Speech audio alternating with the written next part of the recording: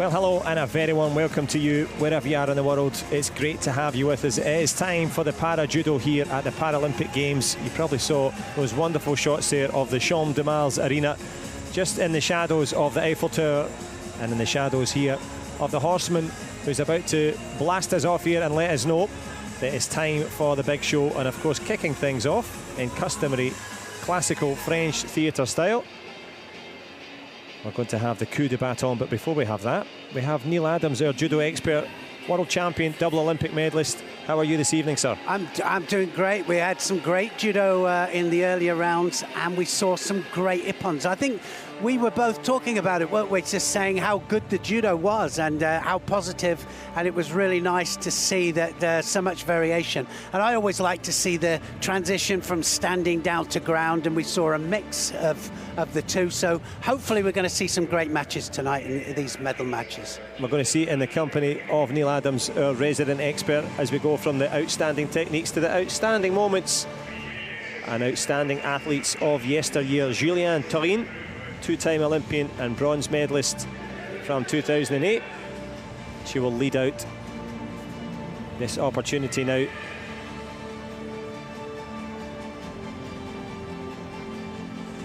of course, that success back in the day in the Paralympic Games, translating now to the moment to kick things off for the Minos. And it is indeed the Brigadier. That's the big baton in the hand of the woman on the left as you look at it. And that was used to start off classical French theatre, to rise the curtain on the main act. And as Neil mentioned, the main act tonight will be the medals. Who's going to claim them? Two categories. J1, that's athletes who are legally blind, and J2, that's those that have a different visual impairment.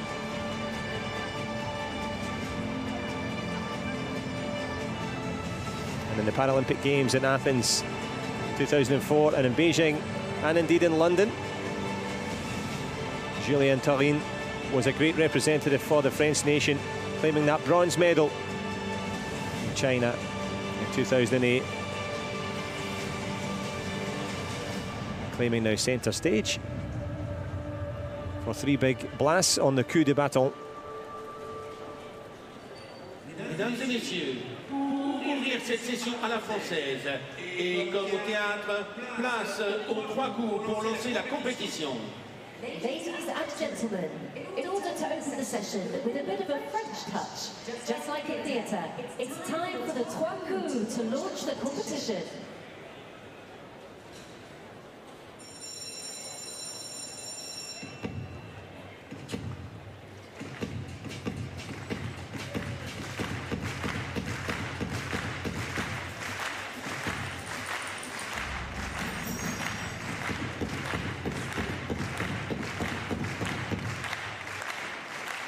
Médaillés de bronze aux Jeux Paralympiques de Pékin en 2008. Veuillez les accueillir. Please welcome Beijing 2008 Para Judo bronze medalist Julianne Taurin.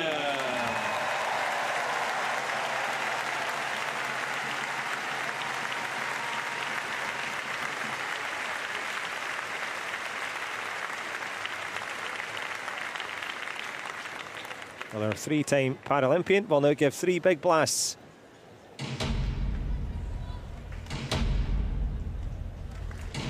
Save the best for last there with the big one at the end. And it'll now be the time for the French tricolours to fly. And Neil Adams, what a wonderful environment. You were here for the Olympic Games. The atmosphere, much better already. Yeah, the atmosphere in here, it's been magnificent through all of the judo in the Olympic Games and the wrestling we followed with, and now the judo. And the crowd, we've had maximum crowds here every single time, right the way up to the rafters. But what we did notice, didn't we, just before, is all of the French flags in here. There's a lot of French in here. Actually, they were all centre stage at the Olympic Games. We wondered how they did that. There must have been some people they knew It must have been that because they were always central stage. Now they're everywhere. So when we've got French interest a little bit later on in the medal matches, and that's going to be interesting to see if we can hear ourselves commentate. Or if the athletes can hear their coaches giving out the instructions, because as you mentioned, centre stage, it's now time for the women's under 48 kilogram J1 category. That's the full legally blind athletes. Argentina will take on Brazil in this one. This for the bronze, of course. And here they come.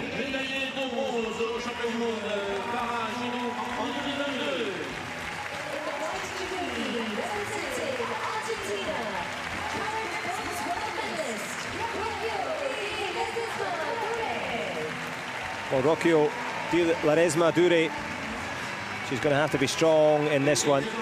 Her athlete from Buenos Aires.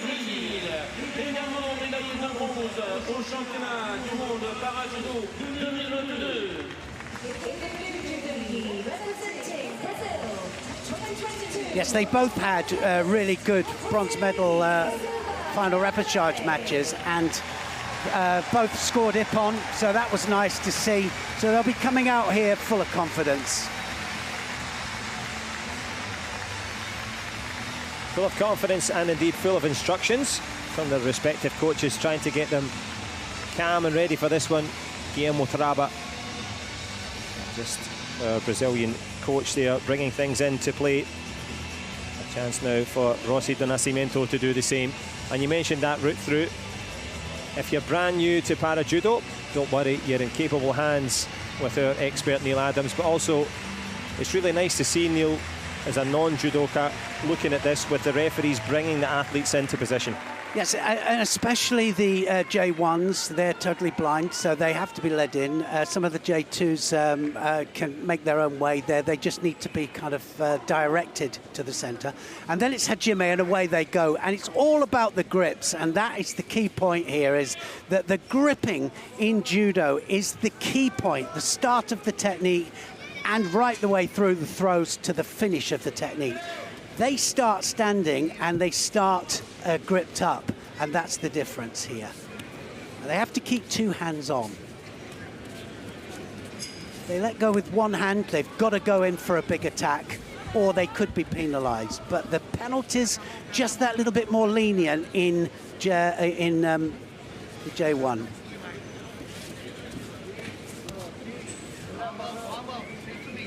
And Neil mentioning hajime at the start there, that of course to begin. The player in white is Shiro, and Ao, the player in blue. And you mentioned also there the shidos there, the penalties. And actually, as we look at the back of the judo uniform, the judo gi, if you look for the red dot, that will indicate J1, which is blind, but also if you are deaf, you will have yellow on the back of your judo gi as well. Yes, they have both. Sometimes they're blind and deaf, and so they'll have both the yellow and the red on there. And it used to be on the sleeve. They used to wear it on the sleeve, yes. And so as you can see there, blind and deaf. And what you will find now is that the referee will, with Ledesma Dure, they will actually not only shout jogai, which is what they instruct to get them to come back to the centre of the area. So the referee will always be central, and then they'll say jogai as they go towards the edge, and then they'll turn around and come back in. But obviously, if you're deaf and blind, it's a touch on the shoulder.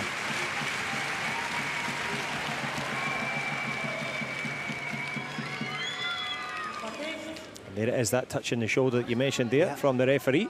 And also, Neil, you explained to me that they trace the scores on the hand to let them know. Yeah, they trace the scores if they're going to give a penalty. If she was going to give a penalty to Ledesma, then it will be on the palm of her hand or on the back of her hand. There it is. So it's a Shido penalty, and so she's just told her what she's got. So she knows now that she's got to do something about that. One Shido down. A second one will put her under pressure, and a third one is all over. So this is for a bronze medal, remember, so the stakes are high.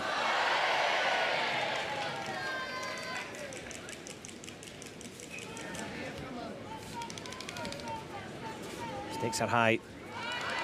Volume momentarily low. Both coaches can be heard. And both judoka keep themselves bridged out of the way of any danger, of course, using their hands to feel their way into this one. Yes, there's only certain instructions that the referee, coaches can shout out. Oh, look at that. Now then, Wazari scored. And that was a really opportune Sianagi, I think.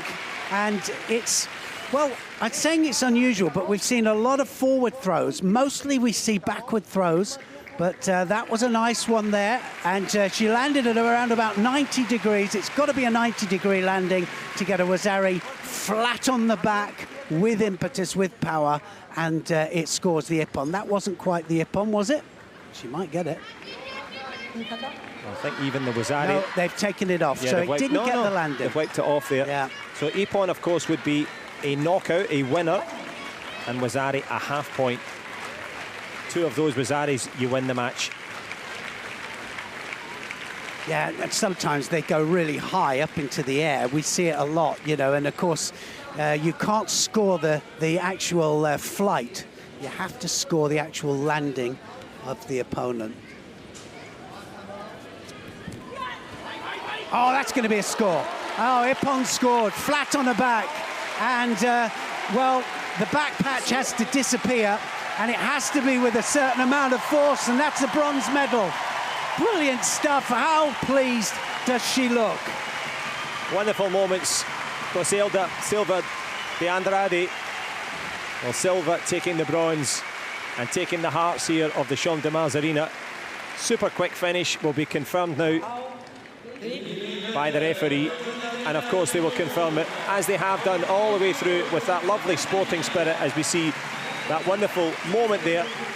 We've seen this all day today, John, and I mean, I think it's absolutely wonderful, you know, the fact that they've had this massive Olympic moment, and there they are, one's a loser, one's a winner, and that was great opportune stuff there from Silva de Andrade. Well, she picked up the bronze, and she's picked up the crowd's emotions here. Silva de Andrade has still got the energy left there. Nice. With a win, with a spin there. Ledesma Duri Rocchio from Argentina, part of that wonderful moment. The trio come off, and only one will take the bronze at the end. But as you rightly said there, Neil, the emotion, the sporting spirit exemplified here.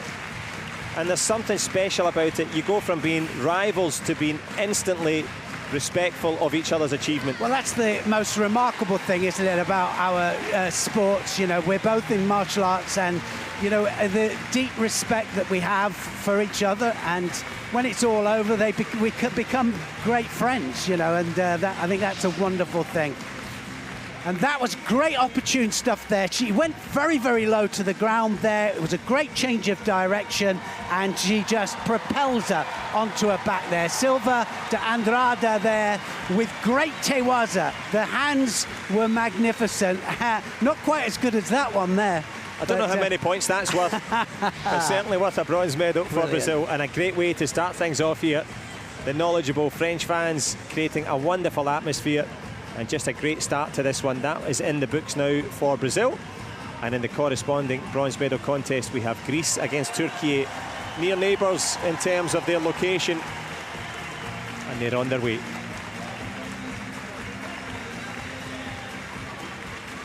Emanuela Masuri of Greece against Ekem Tahsin Çavdar of Turkey.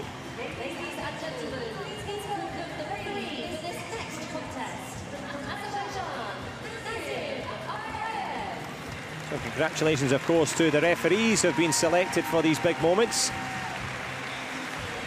As the fans give a little bit of an ovation now for both athletes who have just completed their work.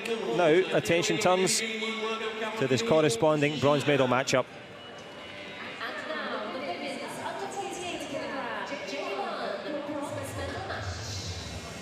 It's always 2 bronze medal matches, and they have to get to a quarter-final stage to stand any chance of a medal whatsoever. Well, looking for that chance, Emanuela Masuru, ranked number 7 in this one. The 27-year-old comes in to her first ever Paralympic Games.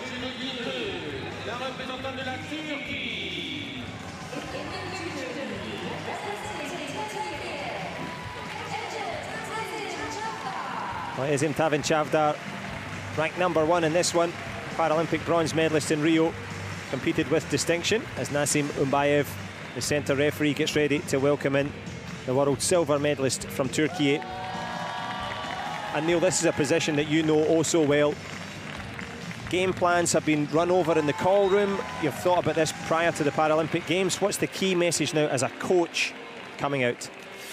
I think, you know, when you come out, everybody has an individual way of preparing for something. You know, it's saying the right thing at the right moment and not too much information. I always think not too much, just the right thing, the things you've been working on.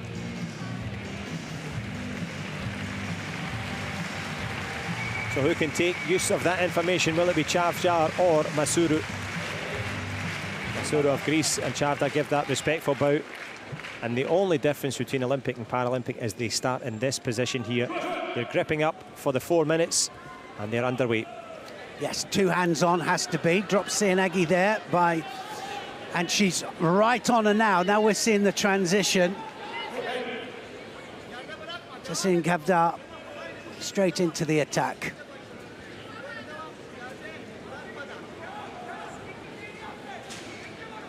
Well, they do have to come back to the middle. They have to reset. They have to, and you often see jockeying for positions with the gripping.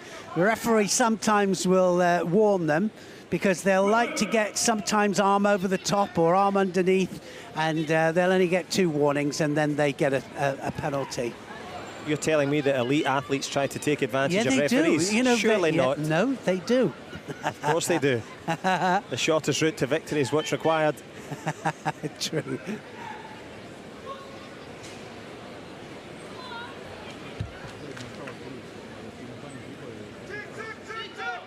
Well, I was saying earlier that we hadn't seen many arm locks and many strangles, and then bang bang in the repechage matches we saw a couple. That was nice to see, but lots of transition into hold downs from the standing position, and that's the key point about the judo, is that we have an all-round game of standing to ground.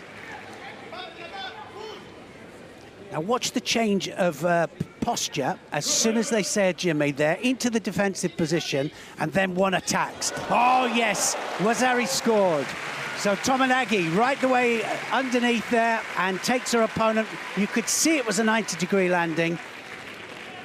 Wazari scored straight away. And she scored with that all the way through the day. Just one mistake. Yep, Haldun Efgemli, the coach in the corner, obviously congratulating her there. For Team Turkey, Stavros Dragalis trying to keep his charge calm. And that's a difficult one when you know that that's been the tactic all day. But it still befalls you. But a champion does what they want to do when they want to do it. And Turkey halfway to victory. That's the part. The thing about our game is that it is a game, in is that we're trying to project somebody through the air, but they're also trying to project us through the air. So you get a situation where you're having to change your body position and also readjust your body position all the time.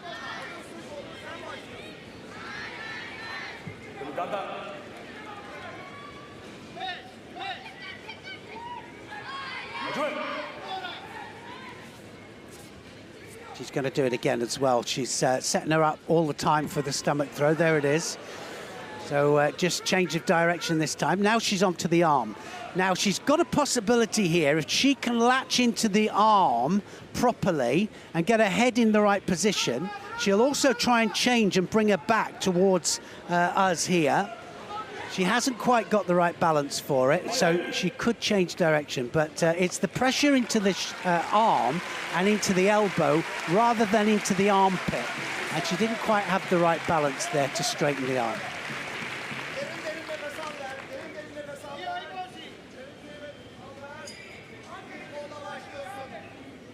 So the thoughts of both judokas now. There's the first Shido warning. That's a yellow card. If you look up at the top left next to Masuri from Greece, they see a little flag there. And as Neil Adams was explaining to us, it's either by big throws onto the back with speed and control. That'll give you the ippon. Onto the side will give you the wazari. And as mentioned, Neil, you can use those arm locks to get the opponent to tap. Yeah, it's 2 taps as well, so 2 clear taps to get the ippon. And when they go on, I mean, it goes on pretty rapidly, you know, so the referee will be watching very carefully for that. Same with any kind of strangle or choke, and pointing out the difference between the strangle and the choke. And a choke actually goes across the windpipe, but a strangle will go to side of the neck there, cut off the blood supply. But there are lots of different ways of doing it as well. Thank you for just explaining it and not doing it on me in the commentary box. So I'm sure some people would be glad if they were choked out on this one, but trying to find some momentum now. Both Greece and Turkey tangled up in the centre. Attempt at the drop Siyanagi throw, but just kills a little bit of time on the clock for Chavdar. Yeah, well, quite often we see as well that they will set up certain techniques with their feet. It sometimes looks as if saw lots of ashiwaza. Ashi means ankle or foot. Waza means technique, and is, and then they'll throw a forward technique in. So just watch for that. And sometimes it's just to find out, and then they attack. It's really just a gauge. Yeah, we saw good examples of it there, those little range finders. Trying to get as much information as possible through the fingertips or the soles of the feet. And obviously, Neil, once you start to get into that foot touching, calf touching distance, then you can really get reactions. And also, it's arm's length. So often, because they can't let go, so obviously can't be too far away. If you're too close as well, it's difficult, so you need space. So you need to create that little bit of space before you come in for the attack.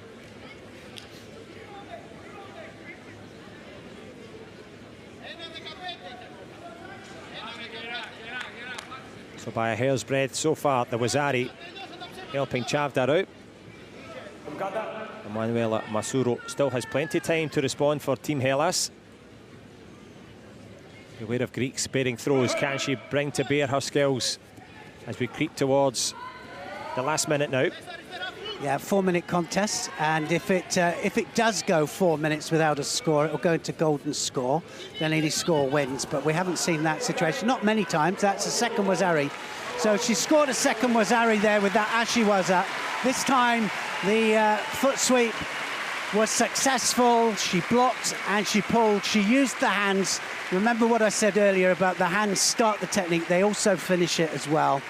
And she takes it down for a second Wazari and the second bronze medal.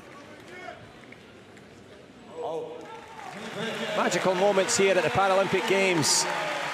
Etchim Tasin Chavdar of Turkey against her near neighbour Emanuela Masuri of Greece. Gave the big thumbs up to the crowd, and they echo it back with a very knowledgeable cheer here. And this must be something as well, Neil, because France, a very strong judo nation, obviously a packed house here in the Champ de Mars, and they're appreciating every detail. Every detail. Most of everybody in here, I would say, has been on the tatami or have done judo. They have an interest, and it's in every school. Not every school, but most. Well, she got the Wazari for that one, and as you saw, her opponent there went very quickly onto her front. Sometimes you see it at speed, you go, well, that wasn't on the side, but when you see it and you stop the action, you can see that it was, but that was very close to the mark, but she gets it. She gets it. She also gets the bronze to join the wonderful efforts earlier on. But of course, now that both bronze medals are in the books, it can only mean one thing. The first Paralympic final here, the gold medal contest. Shizuka Hangai against Natalia Nikolachuk. Japan against the Ukraine.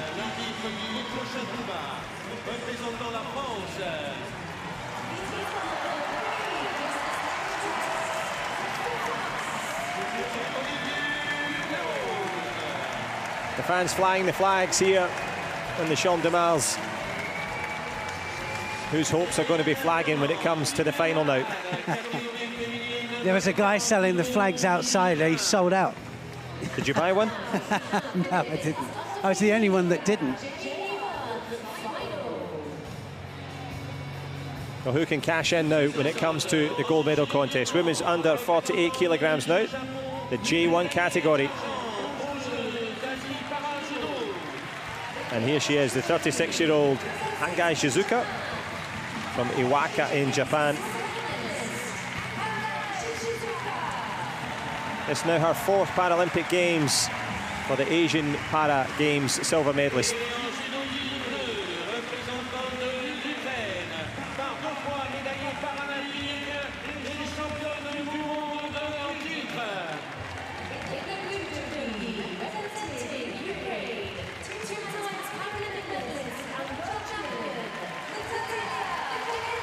Well, Olivier de Serres will be in charge of this one. Nikolic Natalia already on the way in, the double world champion. And indeed, back-to-back medals at the Paralympic Games for her. 2-time European champion. Just been walked into the ring there. Mikhailo Romankic, the coach, in the corner for Team Ukraine. And Yuko Izodaki, the coach for Team Japan. Big moments now in this first final. I think what I like about Nikolic is that she has a really nice stance, but she's got her work cut out here against Hangai, who had really good form and really good spirit. You know, she has come back a couple of times, but she'll have a real problem, I think, with the nice upright stance of her opponent, and which is quite unusual because quite often you see them bend over. So look at the upright stance there. Always the head pulling up, always trying to use the back as well to create that little bit of space.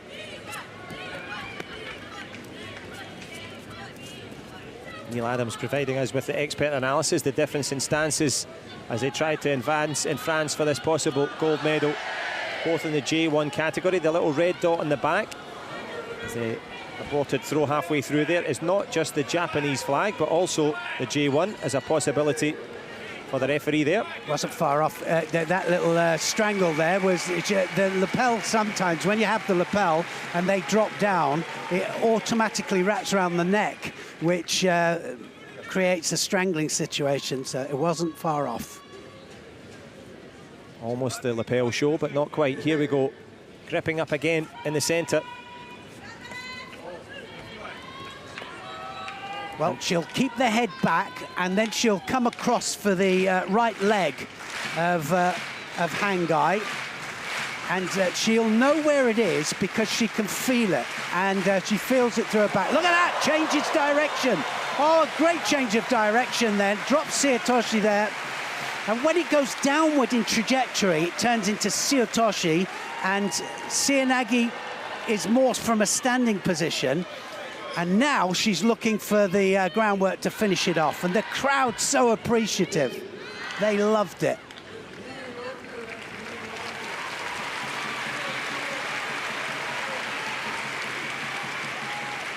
Team Ukraine will be loving it as well. Natalia Nikolachku making that strong start here. Shizuka Hangai still has plenty of time left. Has to be careful though.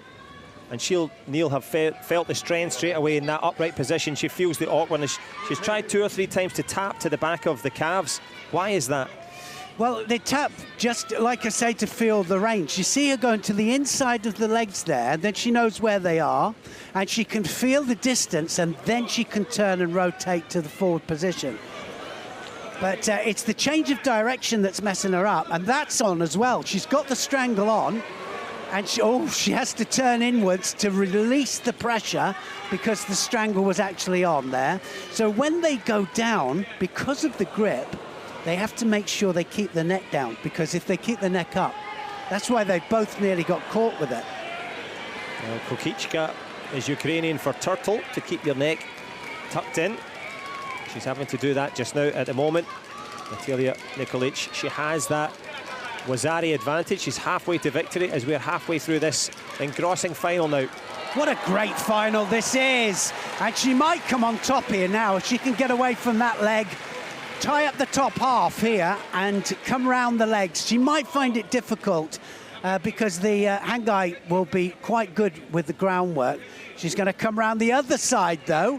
She's tied up the top half. Now she'll come up with the leg to take that leg out. While that leg's trapped, she will not get the count for the hold down.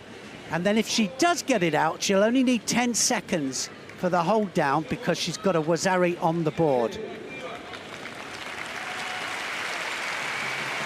So if there was no Wazari on the board, it's 20 seconds. So you get a bit of advantage, a bit of credit in the bank. But at the moment, that one Wazari is all that separates them. Referee having a little look over to just make sure that the judo gi is tightly wrapped up. It is the city of fashion after all. Got to look your best here in the gold medal contest, but looking pretty good so far. We were talking about it, weren't we, about when they close down sometimes, you know, that people don't want to lose. But these are going for it. You know, it's nice to see them both going for it. Yeah, of course, trying to defend your way to a Paralympic title, impossible. You've got to attack. Fortune favours the brave, and at the moment, the fortune in the corner of Ukraine, but anything can change in a second. Tries to get the leg. And that was what she was looking for. And she gets the arm lock as well. All for oh, wow, she just, that was brilliant. She was waiting for that. She knew it was there somewhere. She just had to wait a moment. And that was brilliant stuff there from Nikolic. And that was a brilliant Osotogari. She was already a Wazari up.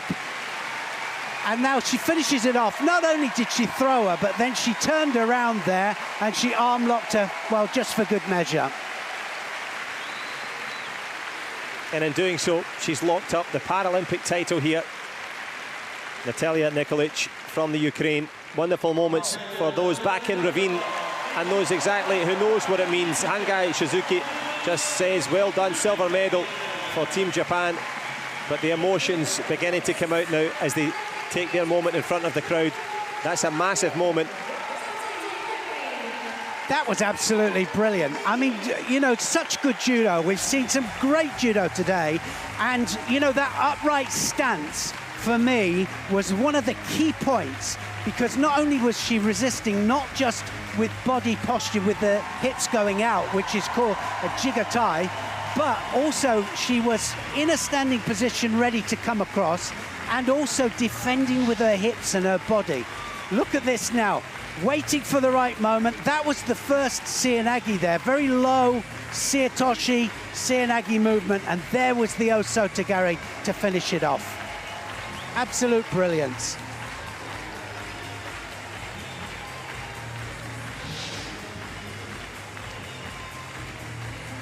Also good with the Osotogari confirmation.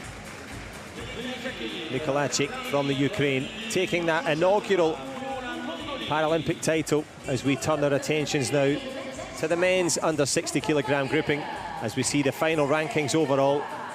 Turkey and Brazil with a brace of bronze. Shizuki Hangai with the silver, and of course there was your champion Natalia Nikolic, who can do the same here as we move up now into the under 60 kilogram men's J1 categories. And it's bronze medal match number 1.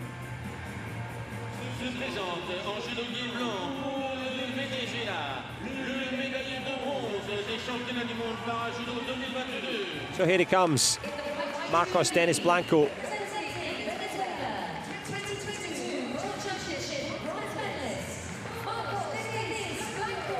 Fifth last time in Tokyo at the Paralympic Games, flanked there by Ovidio Almeida, his coach.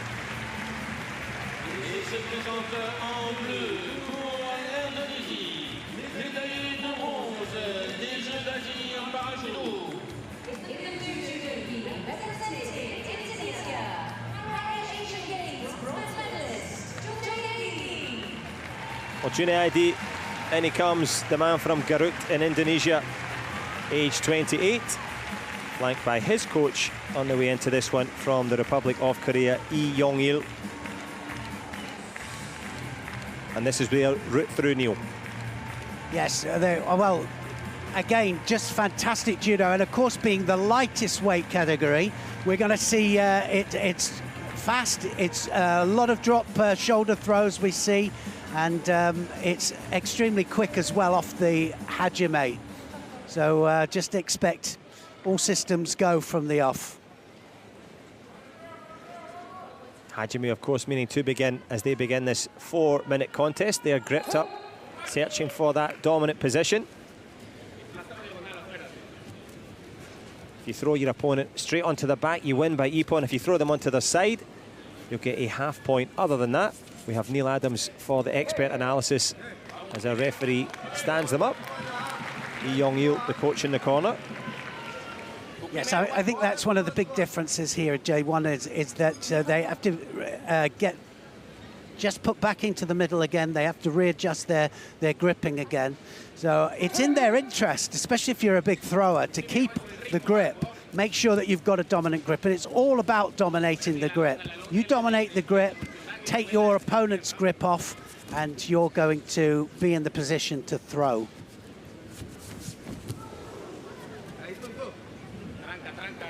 I'm always surprised that for me, for a J1, to have incredibly smooth transition would be the key point. So transition being from one technique to another? From standing down to ground. Right. So actually knowing where you want to be, I mean, and everybody, we're always teaching that how important the transition is. I think in J1, it's even more important. Trying to master that transition there. The man from Indonesia, Junaida. Yes, good attacking from him.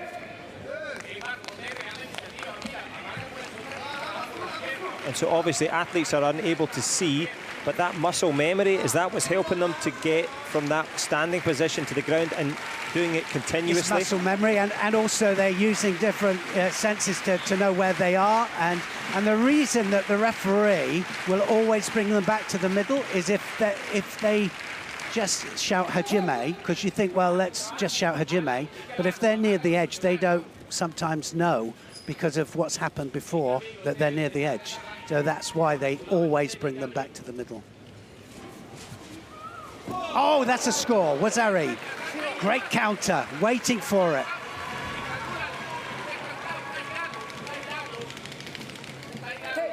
Well, sometimes it's about counter-attack. You can't wait too long for counters, and the rules don't allow you to do that, but you get the timing right, and somebody's just a little bit off balance, then the counters are the obvious way to go.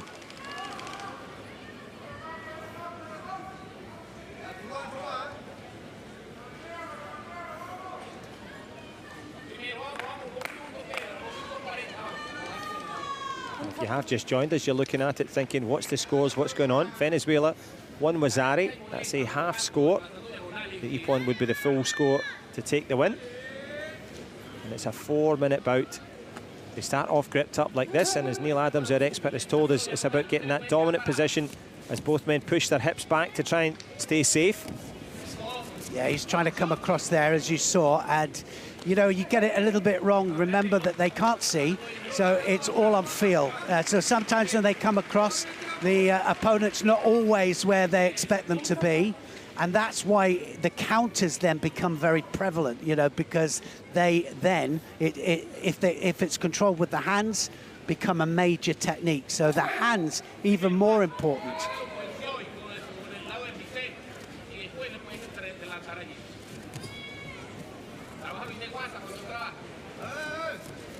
Dennis Marcos Blanco being told to work in that close distance to get in there. Close it off. The call from the Venezuelan coach. He might get penalised here, the Venezuelan, because I think that he is defending. He's a Wazari up, and he's starting to go into a defensive position. He's blocked out. There he is. So he gets the penalty for it, and a little bit more lenient in earlier. J1, but it was obvious. It's always the danger, isn't it? You've got the lead, you start to compete against the clock instead of your opponent, so concentration required. Shoots for the leg, not far away. Yeah, concentration, and look, there's still 2 minutes. They're not halfway yet. And speak a little bit then, Neil, obviously the conditioning and the fitness, because obviously you're going to do lots of sparring, but the strength and conditioning, the cardio work needed to be able to sustain this. It's a long old day. They'll have been on the bus at 6 a.m. Yeah. It's now almost 6 p.m. Well, I always say to people about how physical our sport is, but it's when you have any sport where you're latched onto somebody else. Oh, that's going to be a score. Wazari scored. Wazari Mazzetti Hippon. He's done it. 2 Wazaris, and that is all over. And it was Yoko Toshi. He just hooked the outside, drove with the hands there, and placed him, literally placed him onto his back. We'll see it with the slow motion, how the hands worked there to finish that off. And those hands will be accepting a bronze medal at the Paralympic Games for the first time ever. Marco Denis Blanco, as explained, managed to drive forward, picks up Juneda there, and he'll be picking up that bronze medal as well. Richly deserved. And Neil, we mentioned about the fitness, also that explosive speed there. It's explosive speed, muscular endurance, physical speed, timing. We were talking about how important the timing is and the momentum. So you're using momentum, and we'll see in this replay in a second how important that momentum is, because he caught him just at the right time, and it looked almost as if it was just a hand movement. There's the first one, that was the counter-attack, and there's the second one there, and he just drives him over that outstretched leg. And Oviedo obviously delighted as well. Coach and athlete embrace. They embrace the big occasion, exploding onto the podium there. Wonderful moment for Marcos Denis Blanco of Venezuela. And we'll now see the corresponding bronze medal matchup between Brazil and India. Ailton de Oliveira, ranked number 2, Capil Parmar. And what can he produce in this one? The next contest, the men's under 60 kilogram J1, the bronze medal contest. Well, it's been raining here in Paris, but they've been raining in the big throws, entertaining the fans here. As Ailton de Oliveira makes his way in, the 28-year-old from Manaus, out near Sao Paulo. Silver at the most recent Pan American Games in Santiago, Chile. Jaime Bragança, the coach, brings him in.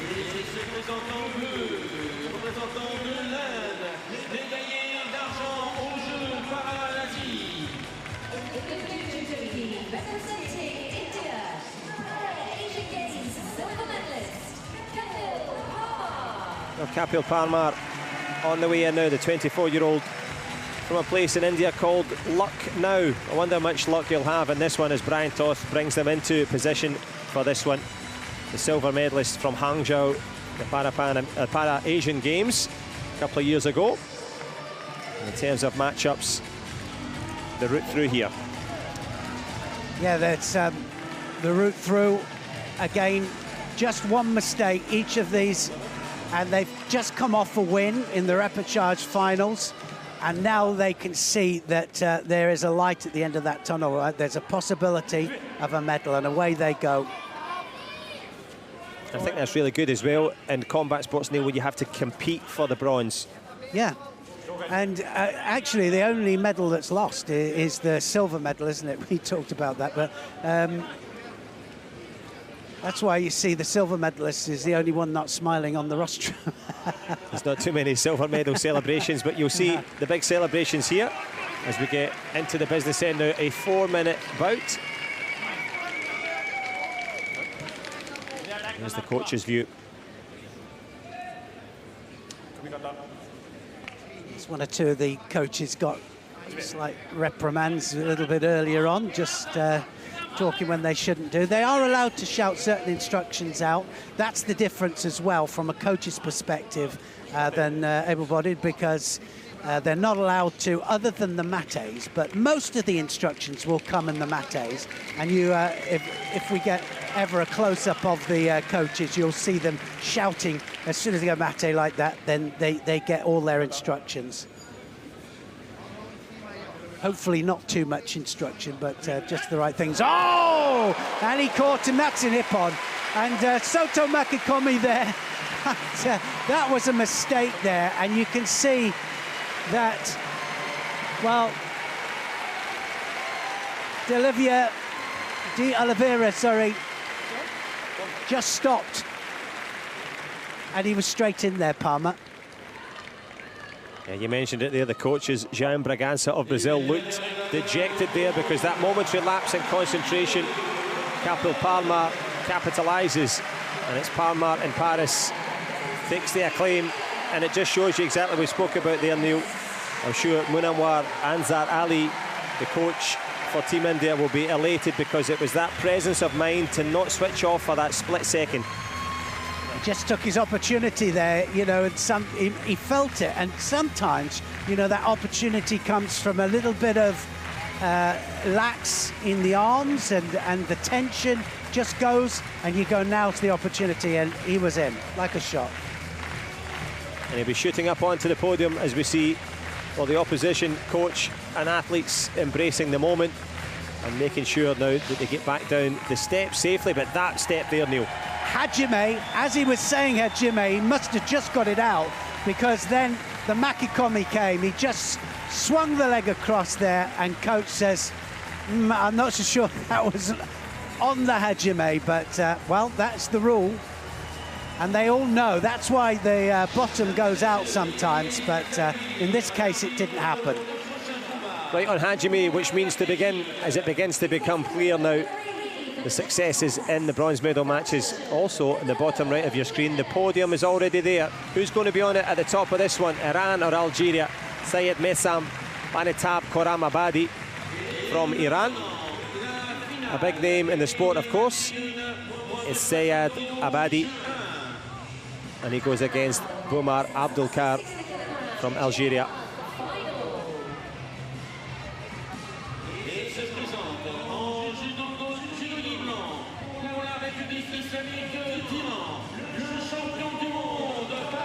So the world champion sprinting into the arena, arm in arm with his coach, Syed Abadi. World and Asian para-champion, his coach Mohammad Reza helping him in, and they'll be helping him out in this one.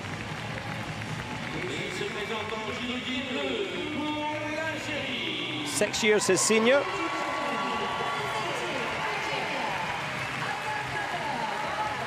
Abdelkader Bauma, the man from Algiers in Algeria, 41 years young, as Heather Lutiens of Belgium brings them into the centre here in this one. And it's worth noting that Boumar Abdelkar recovered from a very serious knee injury, tore his ACL in the Grand Prix in Heidelberg in Germany. He's rehabbed it, he's back. And Neil Adams, he's going to have to be ready for this one. Well, you have, and you know, the rehab sometimes, I mean, it's a great motivator, isn't it, rehab, I always think. Here we go, to see if we see an attack straight off the grip this time. This is it then. The gold medal contest. Well, I said it was quick. It's a different kind of speed than the heavier weights. It's not so much just the speed of the attack, but it's the speed that they're moving around the tatami as well. And keeping their awareness of where they are while spinning. Yeah, well, I mean, that's exactly it, isn't it? I mean, sometimes you have a flurry of attacks there. Where am I? You know, so the referee plays a big part in letting them know exactly where they are. And exactly where you are. The Paris Paralympic Games gold medal contest now for the men's under 60 kilograms, the J1 grouping for athletes that are completely blind. They have the red dot on the back as blue goes against white for gold. Left to left, and the left stance means that the front leg there is normally the one that they'll aim for, but that can be the danger leg as well, because you can normally get countered with the same technique. If you're at round it and your body weight's not going forward, you haven't quite got it right. But left to left. And actually, it's really funny, because if you ask lefties who they don't like to fight, it's lefties. Other lefties. Yeah. It's this universal law of dealing with the difficulties. As we see Mohammad Reza Haji, the coach in the Iranian corner, trying to take advantage of that. You called it before, mate, to pause. And it's at this moment they can give that instruction, but the awkwardness of the southpaw in boxing, universal. The difficulty of dealing with the left foot in front in other combat sports, the same. So awkwardness, the option, as they switch back now. Yeah. Well, you know, because, I mean, you have it in your own sport, you know, with Taekwondo, and stance plays such a massive part in the game. So Jogai is the shout, is the call to get them back into the middle. The referee will be in the middle there. Jogai, Jogai. And they'll get louder and louder. But, of course, we have got a situation here in J1 where some are deaf as well as blind. And so then it's up to the referee to follow them, touch their shoulder, give them some kind of indicator that they're getting close to the edge.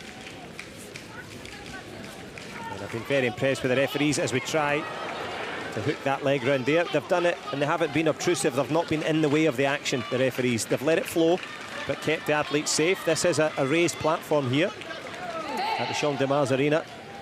Yeah, how important is that, to let the flow of the contest? You know, you talk about letting the flow, and sometimes I think rules can kind of interfere with that, can't they? Very much so.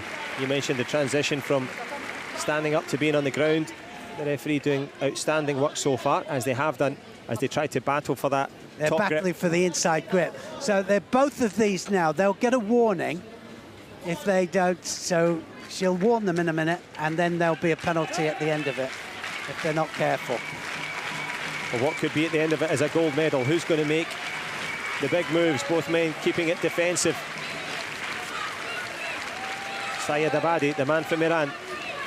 Abdelkader Bouma, the Algerian, in blue, tries to get that big throw on the board. Wasn't far off, was it? I was just about to say that you sometimes have to change the flank, a little bit like a footballer going down the right wing all the time. Sometimes you've got to go down the left. You've got to switch the play.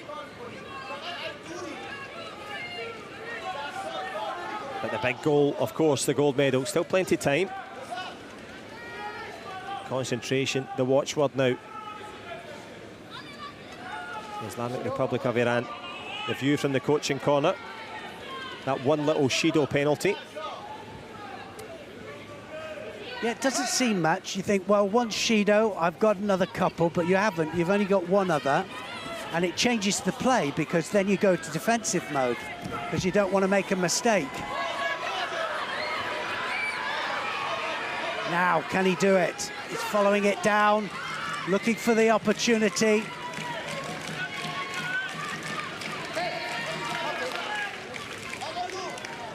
And was that the opportunity to get the arm out? Yeah, well, the thing is, first of all, is it's not just about getting the arms in, it's about getting a leg in as well, because you can get so much more control by using your leg in groundwork than using the arms. So a lot of it starts with the legs, then comes to the arms as well.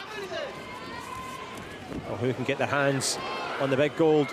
A sacrifice throw attempt there from Sayed Abadi. He's not having it all his own way, is he, Abadi? He was very dominant in the run through to this. A big shout there, obviously feeling the pace now as well, and feeling the pressure, which is, of course, a privilege of the Paralympic Games final. The pinnacle of their career.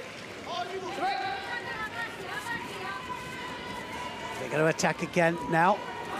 There's the Sianagi looking for the distance. Just defence from Abadi. Well, this was always going to be a tough one, wasn't it? They're both fighters. It's quite evenly matched, actually, between the two.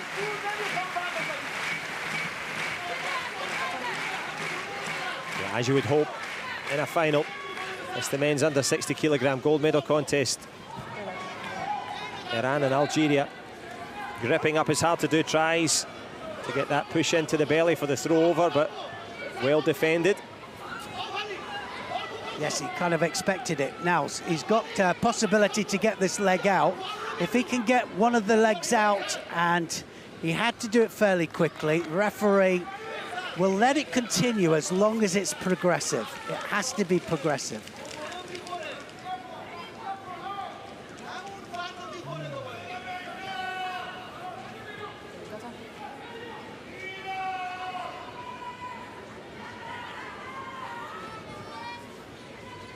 Well, the referee just letting them get their own grip. Didn't have to change it at all.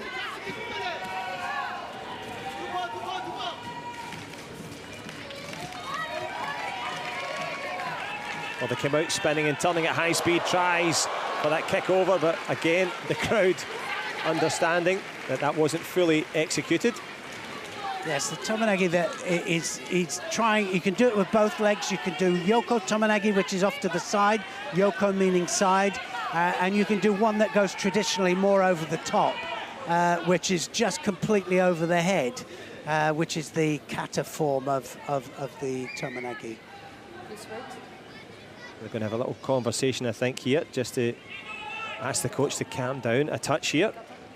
Mohamed Reza Ali. And in that technique, Neil, the feet are digging into the hips. It goes around about the belt line. So the belt line is the aim, because then you get an equal balance if you're going underneath them. Oh, that's a score. Wazari scored. Great change of direction there. The world champion's gone over. Maybe pulled a muscle there at the same time on the inside. Yes, done something. Well, I think he was saying that his opponent did something. Or is it a scratch? Yeah, something. It'll be some kind of mark on his chest, I think.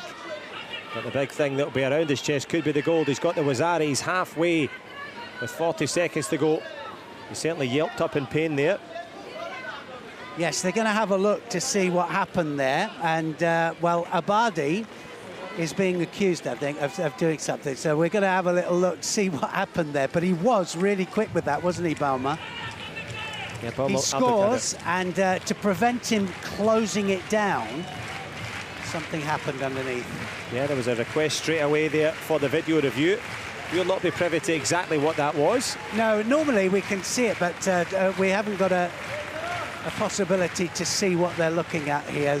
But if they do decide, and the video referees and the commission, if they do decide that it's an infringement against the spirit of judo, then they will disqualify.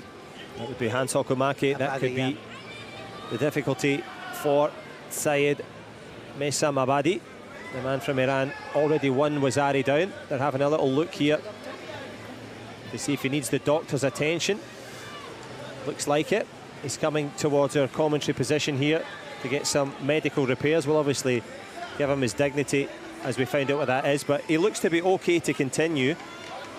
Yes, and 43 seconds left. It's still enough time to get some kind of score. We will need to bring the Wazari back to even the playing field, or Nippon will win it. Of course it will. And of course, there's a chance now for the world champion, Isem Saeed Banatbada Koramabadi. Just having a little listen in to his coach there, Mohamed Reza Haji. There's some running repairs going for Boumal Abdul Kader, who just off to our right seems to be okay. So it could have been a scratch. It looked like a muscle. It might be, you know, an injustice to Abadi to say that it was anything that wasn't quite right. But anyway, looks like he's going to continue. Regardless of the injury, whether it be a scratch or whether it be a muscle injury. There's no Shido been given out, there's no penalty. Nothing at all, yep. No. So it was all part of the movement and everything carries on. So now 43 seconds to hold on to that Wazari and watch Abadi come forward now, because he's got nothing to lose now. And of course, on the other side of that, we're going to see Bauma just that little bit more defensive. He'll just want those seconds to tick away. Into the last 20 seconds.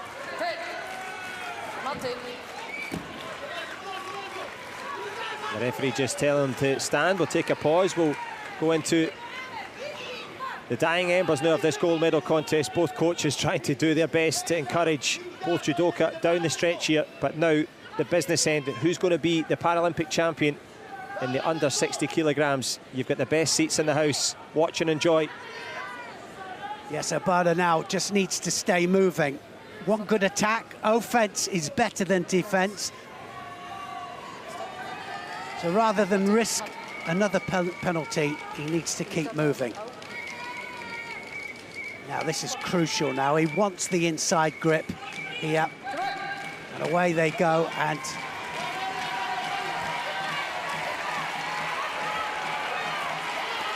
big defences into the last 10 seconds. Can't get the rotation, and he's not going to do it. Yeah, for Algeria, Belmul Abdelkader closing the clock down, closing down the efforts. He came up against the world number one, the world champion. He has the chance now to run down the clock and take this Paralympic title at the first time of asking. Well, he has to adjust his judogi, make sure that it's tucked in. They have to do it themselves. And now, 2 seconds. Now the backside will go out, absolutely. And that's it, it's all over. He is the Paralympic champion. Magical moments for Belmul Abdelkader.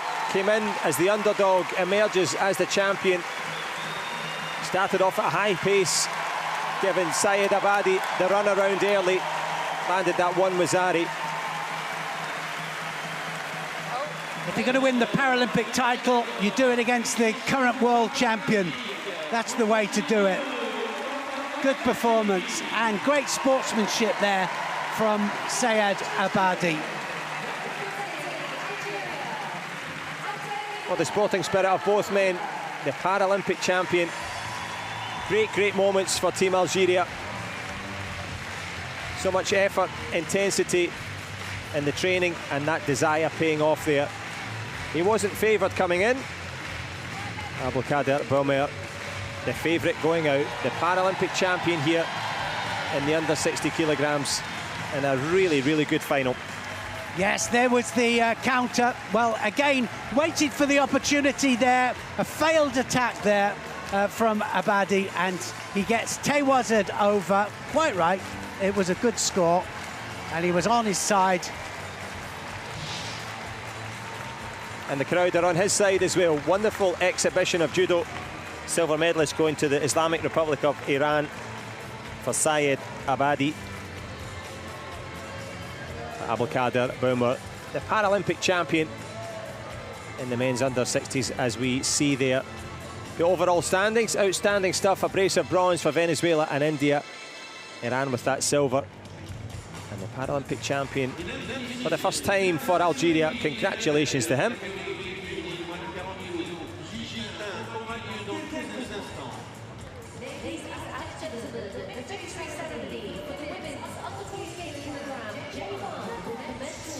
So you probably could hear Gemma Kerr there, our stadium MC, just taking care of business, letting us know that we're going to shift our attention to the victory ceremony of the under 48 kilogram contest. That will be followed by the women's under 57 kilograms. And there's lots to enjoy as we go through the session from J1 to J2. Plenty to enjoy. And we'll bring you that victory ceremony in just a few moments' time.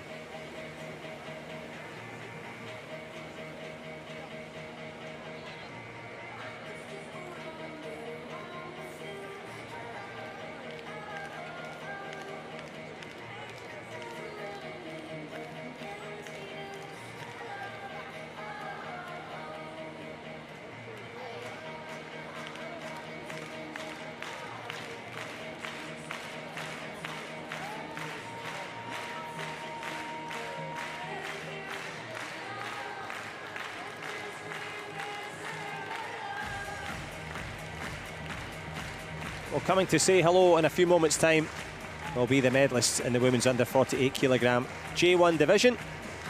Victory ceremony on its way.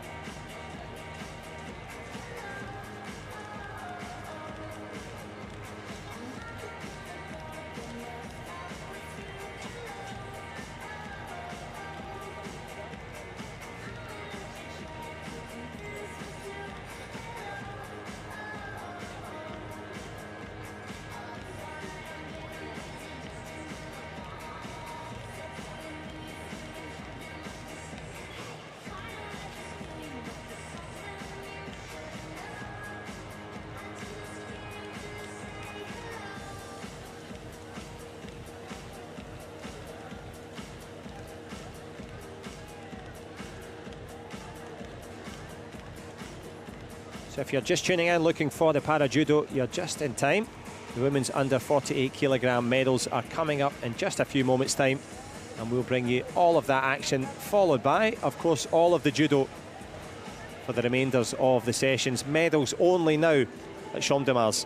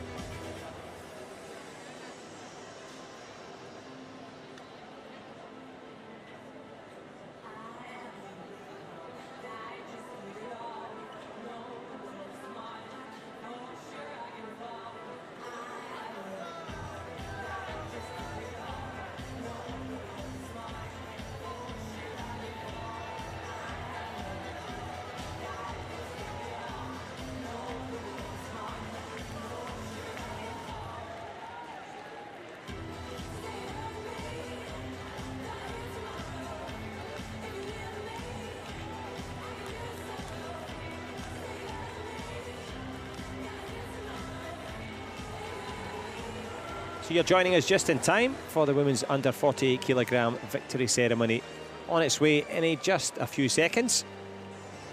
And that will be followed by, of course, the explosive judo action of the under 57 kilos in the women's, and indeed the under 48 kilograms in the J2 classification. That's for those with a visual impairment. We're on to the men's under 60 kilograms.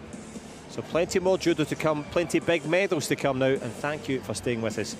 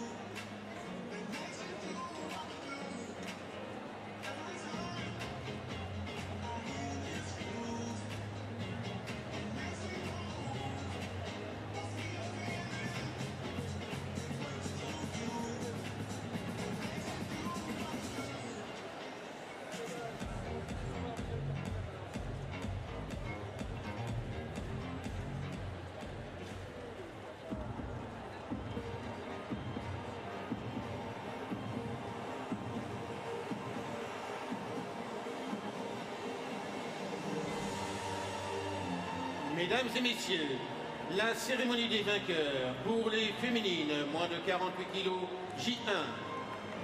Ladies and gentlemen, the victory ceremony for the women's under 48 kilogram J1. Well, the familiar refrain now of the medalist music here at the Champ de Mars. The pageantry and the pleasantries in Paris.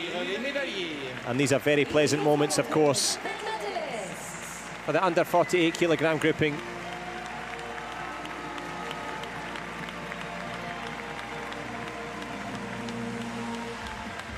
And the medalists and their assistants on the way in.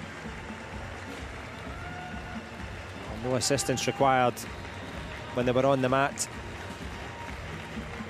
And Neil Adams, these are moments to the podium that you know well. Yeah, it's fantastic, isn't it? What a great feeling when you're marching out there. You know that we're finished for the day, but, you know, you've done a great job, and that's what they all have done. You know, it's a great job.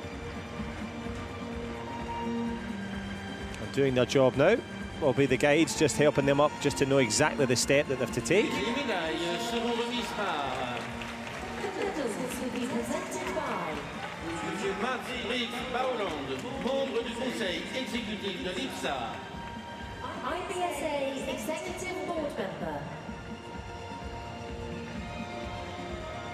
Accompagné par Accompanied by Monsieur Rufat Agili, directeur exécutif de l'IPSA. IBSA Executive Director.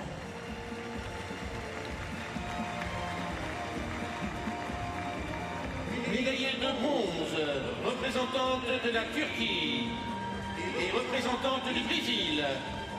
Bronze medalists representing Turkey, Ecem Tasin Chafta. And representing Brazil, Rosilene Silva de Andrade. Well, great moments at the Paralympic Games for Ecem Tasin Chavda of Turkey, as she takes her bronze medal here.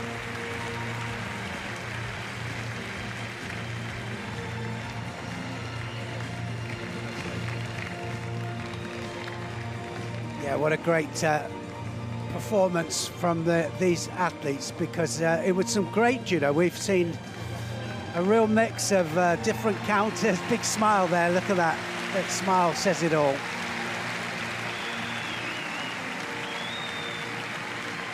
That smile there for Zeda Silva de Andrade of Brazil.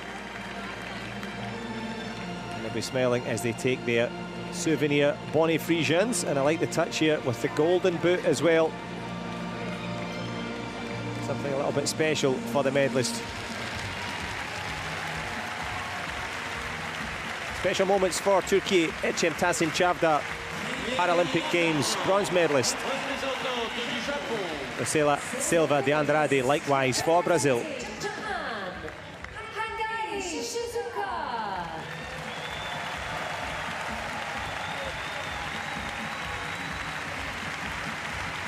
And in terms of finals, we had a real treat. I thought it was a great final, and it was great to see, as I say, the different styles there of both of them. Actually, normally you see the upright style of the Japanese, but this time she was the one that was more bent over. But yes, beautiful style of the gold medalist. We'll talk about that in a second. Well, indeed. Shizuka Hangai from Japan gave it everything in that final. The tables were turned though. Gold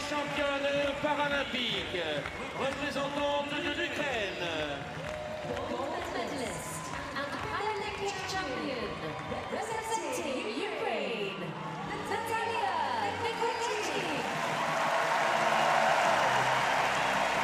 The Paralympic champion, Natalia Nikolic. The only thing shining brighter than her eyes now is the gold medal, and she was tremendous. I think that she had so much control of every contest that I saw her in. She had control of the attack, she had control of the defense, she had good kumikata, good gripping, And her posture was just superb. Her body position also superb. In full control, Natalia Nikolajczyk doesn't need to control her emotions now.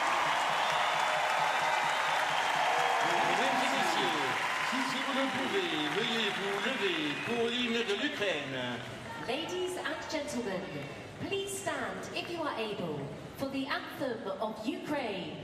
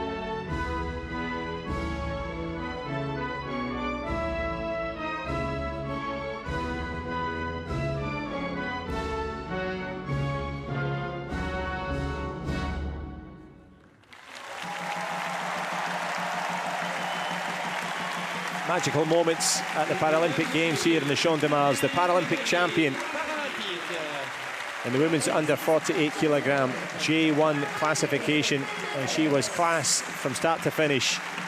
Ecim Tasin Çavdar of Turkey with bronze, Rosalita Silvada Andrade likewise for Brazil, Shizuka Hangai for Japan with that silver medal. And there's the champion. What a champion she was too. Broke down a little bit there, and it's the first time I've seen her. Yeah, well, absolutely, tears everywhere, but that was a great performance. Tears of joy from the champion, and that completes the women's under 48 kilogram victory ceremony. Medals to the medalists and our plaudits and congratulations to them as they take their lap of honour around the Champ de Mars. And we'll take a quick lap there. Lovely moments.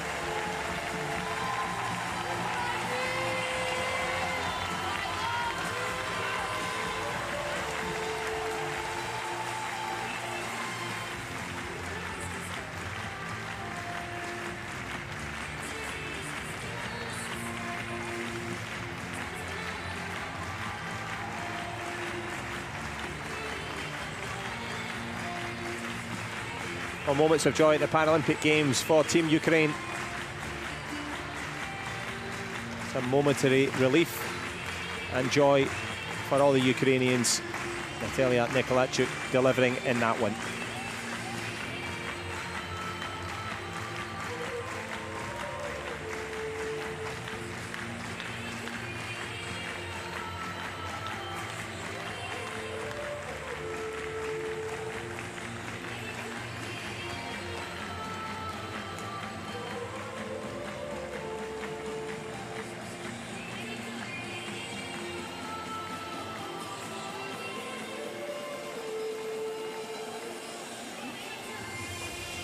Well, good work from the DJ as well. We could be heroes. Heroic efforts from all competitors. Magic moments for the medalists. And we will turn our attention back to the judo now. This is always the nice part, isn't it? Because you get a chance to talk to the media and just salute your fans, family if they're up there.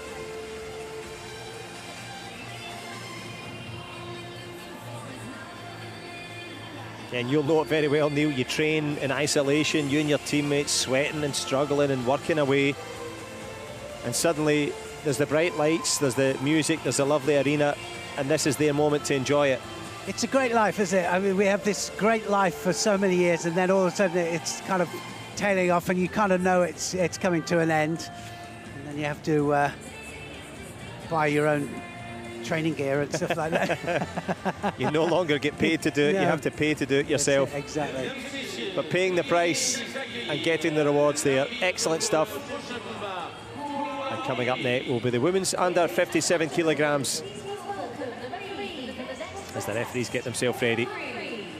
Uljon Amrieva of Uzbekistan goes against Angela Avarasyuk of Ukraine. Combat pour la médaille de bronze, catégorie féminine, moins de 57 kilos, G1.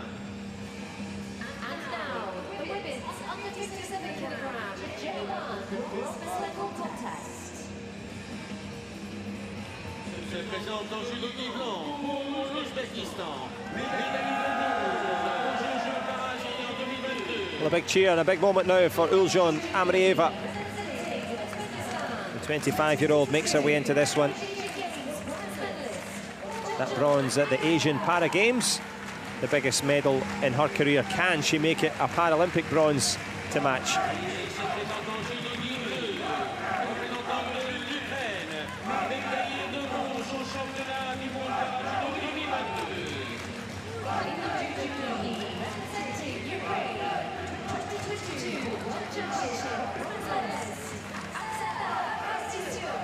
Angela Havrasyuk making her way in. Katalin Friedrich, the Hungarian centre referee, will be waiting for her there as the 26-year-old from Ravin faces up against Uljon Amrieva.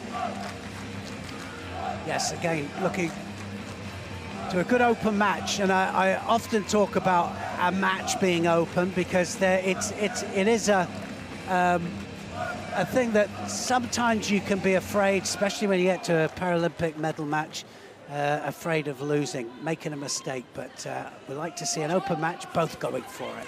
We've seen that all day today. And we're seeing it straight away in this bronze medal matchup between Uzbekistan and Ukraine. Havrasyuk and Amrieva. Just looking for the turnover there for the Newaza. Balance wasn't quite right. Needed to get more down towards the back end of her opponent there to start the turnover.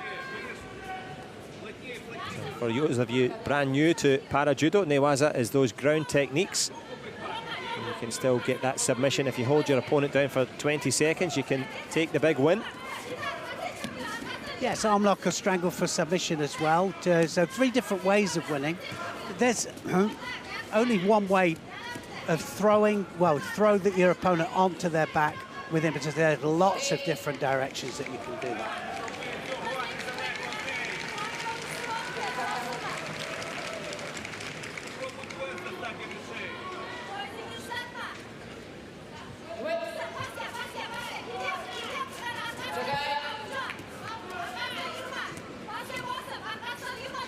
Well, they're head-to-head, tangled up in the centre here. Neither committing just yet. No, they're setting each other up first of all, touching with the legs, and then one of them will throw it in. We'll see a shoulder throw soon. I think one of them trying to set it up for the drop. Sianagi. Angela Havrasyuk of the Ukraine. Largely the longer arms, as the referee calls Mate to have a little word with both. Yes, it took a little bit longer than it would normally, but coach just told there just to quieten it down a little bit, obviously shouting for his fighter to attack. So it's a Shido, and they've got to do something. So it's not only just about setting it up, it's not just about posture, it's about setting up the posture, dominating the grip, and attacking. If you don't do that, you get the yellow card to match the Ukrainian yellow. 3 of those, you're in trouble, but looking in trouble now. Yes, it was the danger there of getting countered, staying in too long.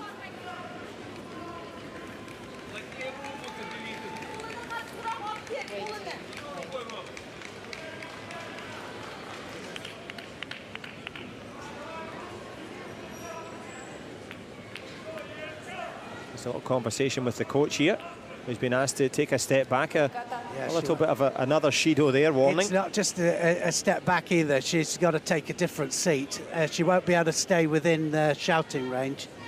So she will be escorted out. Onto the coaching step there for being a bit too robust with the instructions. Both fighters just taking their time here. Neither wants to make the crucial mistake. Looking for that range with their legs.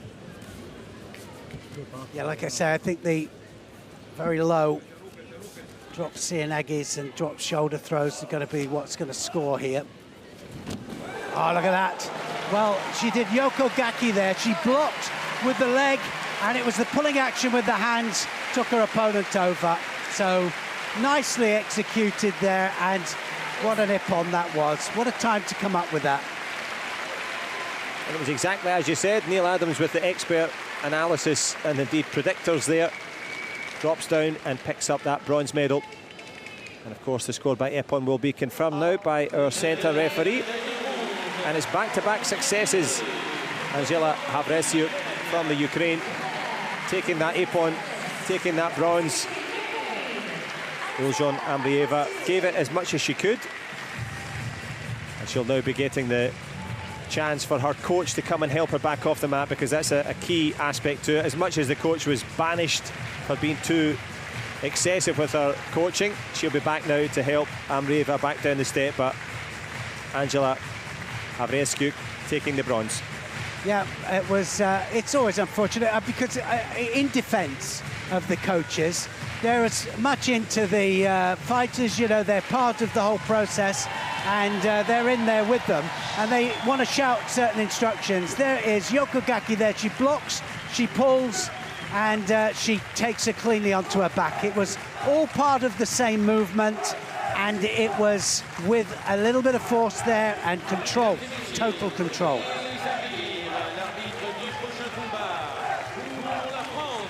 Yeah, as you're right to say, the coach's passion forged in all those efforts, and those efforts paying off there. Angela Havresiuk of the Ukraine taking the bronze medal in the women's under 57 kilograms. Coming up next now, Argentina against Canada. The Pan-American battle between Paula Carina Gomez against Priscilla Gagne. The French fans getting warmed up too. They have some home interest coming in the next category. But our eyes and our attention now in the last bronze of the women's under 57s. Representing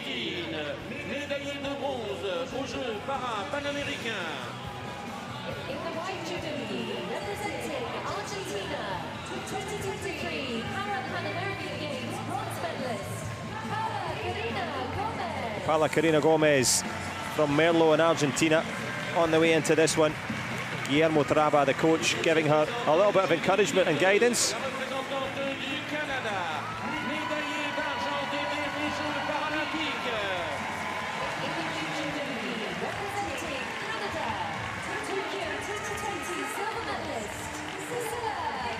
Oh, Priscilla Gagne, can she Gagne here, which is to win? Olivier Desos, the centre referee, running the rule over this one, the Paralympic Games silver medalist from Canada, and her coach, of course, Andres Sadesh. Someone that you know rather well, Neil. I do, yes. We used to fight each other. We are absolutely true friends. This was on the judo mat. This wasn't in the street. This is on the judo mat. Yes, it's just a good pal from Poland, and also yes, a very good friend. He was also team manager with my wife, and of course the Canadians will be all shouting here for Priscilla Gagne, who will be going for yet another Paralympic medal. Working away here, of course, Paula Carina Gomez. What can she do? Much more the senior of the two. Plenty of experience at the Paralympic Games back in Rio. And the 39-year-old was absolutely elated to make it into this stage. Can she turn this pressure into points? She takes chances and she goes for it. She opens up, you know, and she really does take chances. And as long as she doesn't just make a mistake with her balance, then that's a good thing. but she'll have to be careful of the counter, of course. And it is that line, isn't it, between fearless and reckless? Yes. Yes, it's a really good line, isn't it? It's a really sensitive line, that. Treading it at the moment. Paula Karina Gomez, as the referee gets them back underway. Arm over the back there from Cagney. And that means then that possible big hit movement. And there, big Sasai Surakomiyashi there, where they block the foot, use the pulling action there. Sasai means, Sasai Suri Komi means lift pull. So it's a lifting pulling action that they do, but they block the leg at the same time. And you're also, is that a sacrifice position where you're throwing yourself? It almost is, but you turn it so that it's not a sacrifice. A sacrifice position is when you go on your back for the Tomonagi or the Sumagaeshi. And it's no sacrifice at all as they go forward now in this bronze medal matchup. Priscilla Gagné showing the cleaner work, but the aggression certainly coming from the Argentine corner. Yes, good mix this. They're both decided that they want to come out here, and it's for a Paralympic medal. Looking for the groundwork, looking for the opportunity here. And, you know, that's the good, a good sign from somebody who really wants the groundwork, because they hunt. They become the hunter. And they search for it. They search for the neck. They search for the arm. She might have the neck. No, she was across the face. Referee was right on it, right over it. If you're across the face, the referee will call mate immediately.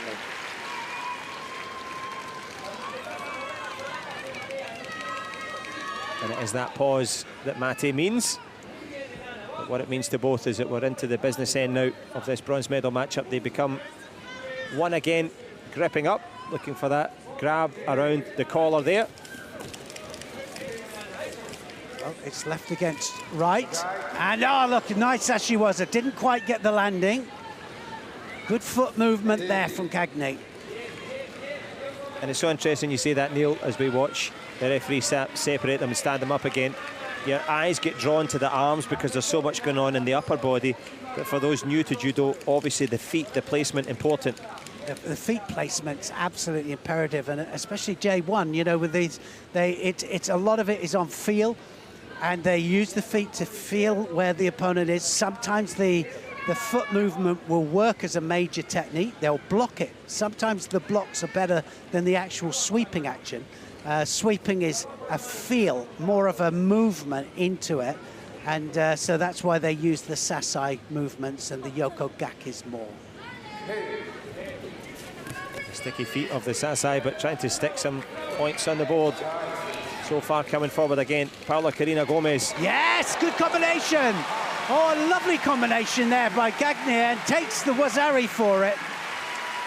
Well, I'm not sure if it was Kouchi-Gari Ouchi or it's Ouchi-Kouchi, but we'll have a look at that back in slow motion. It was a lovely combination with the feet. So we were talking about that earlier, about feeling, just feeling where, and then she went the opposite to the opposite leg. Yeah, Priscilla Gagné, that misdirection. Still a couple of minutes though for Paula Carino Gomez to come back into this, but you just get the feeling that it's beginning to, the pendulum is swinging to the Canadian corner. Yeah, and we have seen it go against the pendulum. You know, it does happen sometimes. It goes against the run of play, but she's certainly doing everything right in this contest.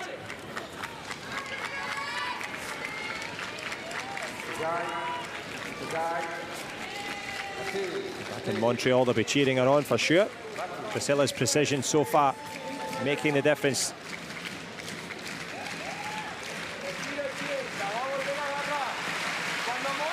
Guillermo Traba trying to give some encouragement. You have to work, the call from the coach. Yeah, this is the time they get their information, how to change it. Sometimes you have to change the game a little bit as well. You can't follow the same route all the time. But the left-handed stance of Gagné definitely causing her problems. That's it. That's the second Wazari. I think that was a second Wazari. That movement back there, they're going to have a look at the On the television screens, they will. And I think that Andre Sadaj thinks it was too. I think she got the landing. We're going to know now. The supervisors and the referee commission are looking at it at this very moment here to see if it's all over. So will it be one more, Wazzari, one more half point, pointing the way to the podium again for Priscilla Gagné from Canada. Silver last time out in Tokyo. This time she's waiting on the video review jury. A little point there from the referee. So Wazzari given now for Argentina's Paula Carina Gomez. I'm not sure if it was given. Yes, you're right. So we obviously didn't see the landing. She obviously turned that and got the Wazzari back. So that'll be interesting to have a look at that back. And that was really a narrow line there. It really was.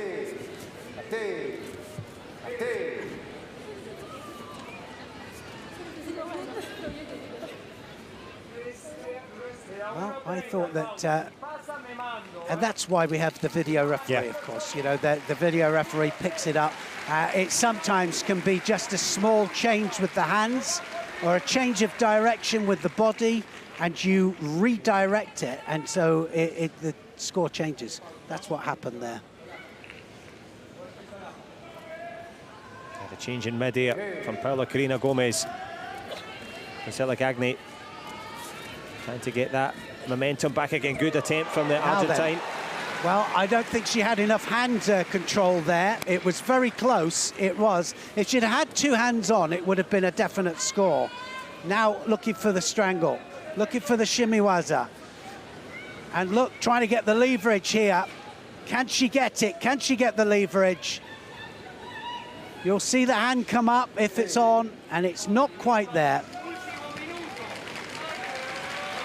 It is instead the referee's hand that comes up, separates them. We mentioned the leverage before of getting that leg into position. Looked like a strong effort, but we're into the last minute now. And of course, Paula Carina Gomez. Well, she's going for it, isn't she? Gomez putting up a great fight here. Will that fighting spirit be rewarded? The grip up now into the last business end now. Yes, away they go, and now off. Well, she came right the way round her opponent there. And again, looking for the newaza, looking for the groundwork.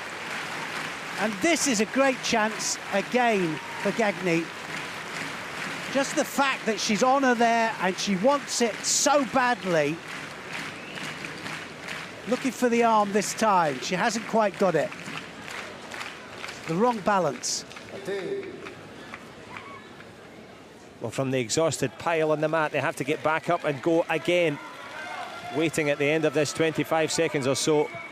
A possible Paralympic bronze. Also the possibility of the golden score.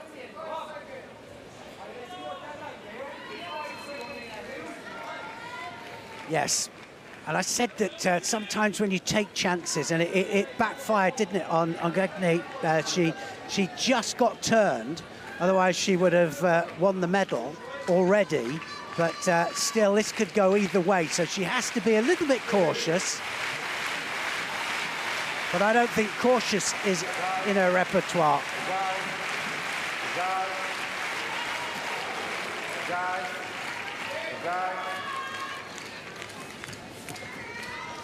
Well, we saw a great example there of just a little bit more leeway, just on the edge for the...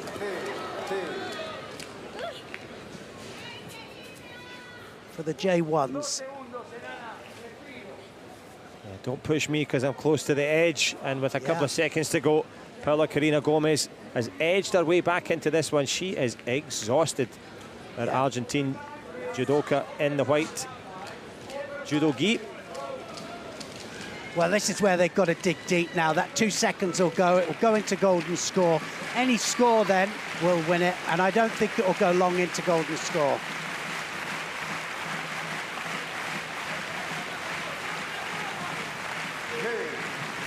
Well, the crowd know that's where we're headed, and the big gong signals exactly that. They'll be gripped back up in the centre. And Neil, penalties count in this instance or not? 3 penalties. It has to be the same. It has to be 3 penalties. 1 penalty won't do it. It won't be enough. So 3 penalties or any score. Tense times now. Bronze medal in the offing as they grip up. Will it be for the final time? Yes, Gagné again dominating the grips. Has to make sure that it's a strong attack. If it's not, she will pay the price.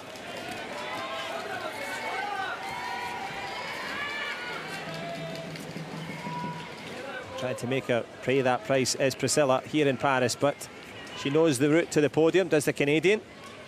Paula Carino Gomez again, sprawling on the mat. How much energy is left? Every time you get back up from here, Neil, exhausting. Well, all groundwork exchanges take a lot out of you. If you're attacking, it takes a lot out of you. And if you're underneath, it's really disconcerting because the lights and knowing where you are, and can you imagine, for these athletes, so much more difficult. Exactly right, in the J1 category. These are blind athletes. But it's blinding brilliance so far from both. Argentina and Canada cannot be separated as they're gripped up once more.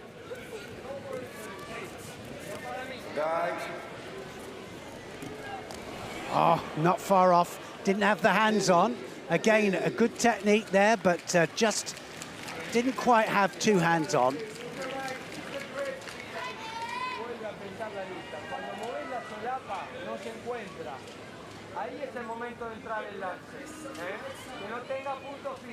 This is the moment to go for the attack. There's the call from the coach in the corner, Guillermo Trabaja.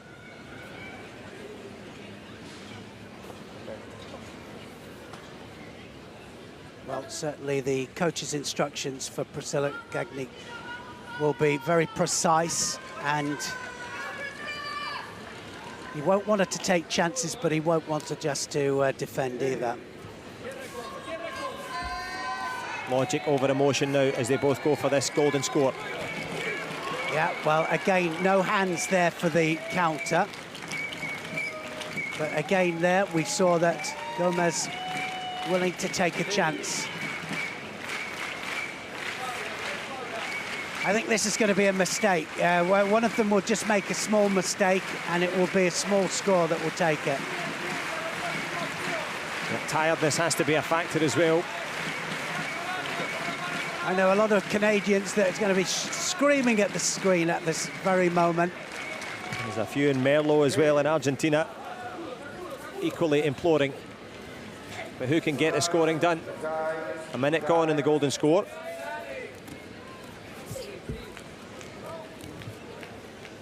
Yes, just decides to abandon that, and like you said before, it's all about the who can dig deep now, because they're both tired. Physically, it's hard, but mentally it's hard as well. Paralympic Games, bronze medal match, a lot at stake.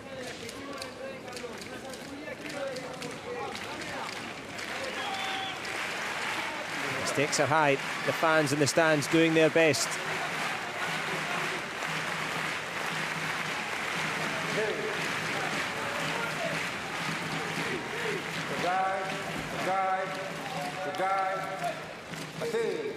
So 2 full feet went out there, and I think the referee has to decide as to whether it's going to be dangerous for the fighters.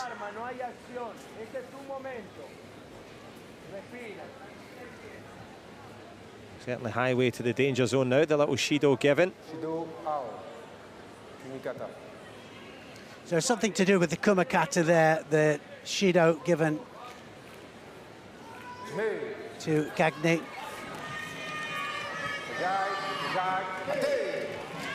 That was directly out, wasn't it there? That was more of a direct movement out there. Possibility that it could be Gomez this time.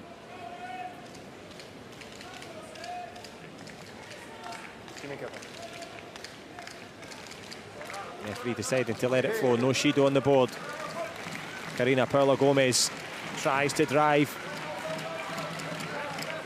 Our coach just a couple of seconds ago said, this is your moment, you have to go. But now into the 6th minute of overall gripping up in this one. Yes. Well, always a very clever fighter, and somebody who you just couldn't afford to make one single mistake. Otherwise, he'd jump all over it, and I remember that very, very well. Enough about it now. Who's going to be smiling at the end of this? Both tapping away at the ankles. Gagné! Oh, not far off. And you mentioned it before, Neil, a possibility of a mistake. Now it's getting into that territory of almost exhaustion, because this is the maximal effort. There's nothing left in the tank now. This is just habits. This is what's left in the technique. This is it, isn't it? It's all about muscle memory and that little bit of extra training that you did. This is where it comes in. You can't coach desire. They're both champions in that regard. Priscilla Gagné, Paralympic silver medalist last time out. Karina Paula Gomez, her chance to get her first ever Paralympic medal.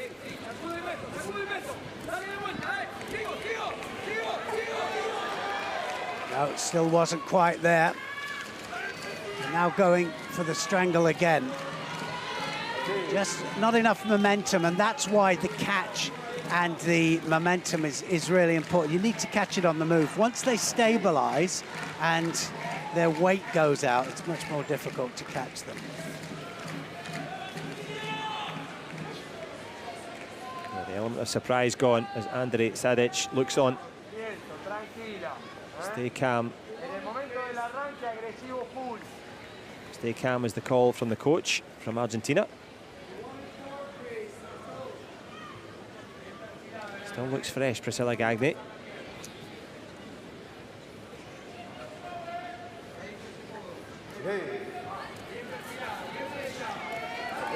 They're just, again, going just directly towards the edge.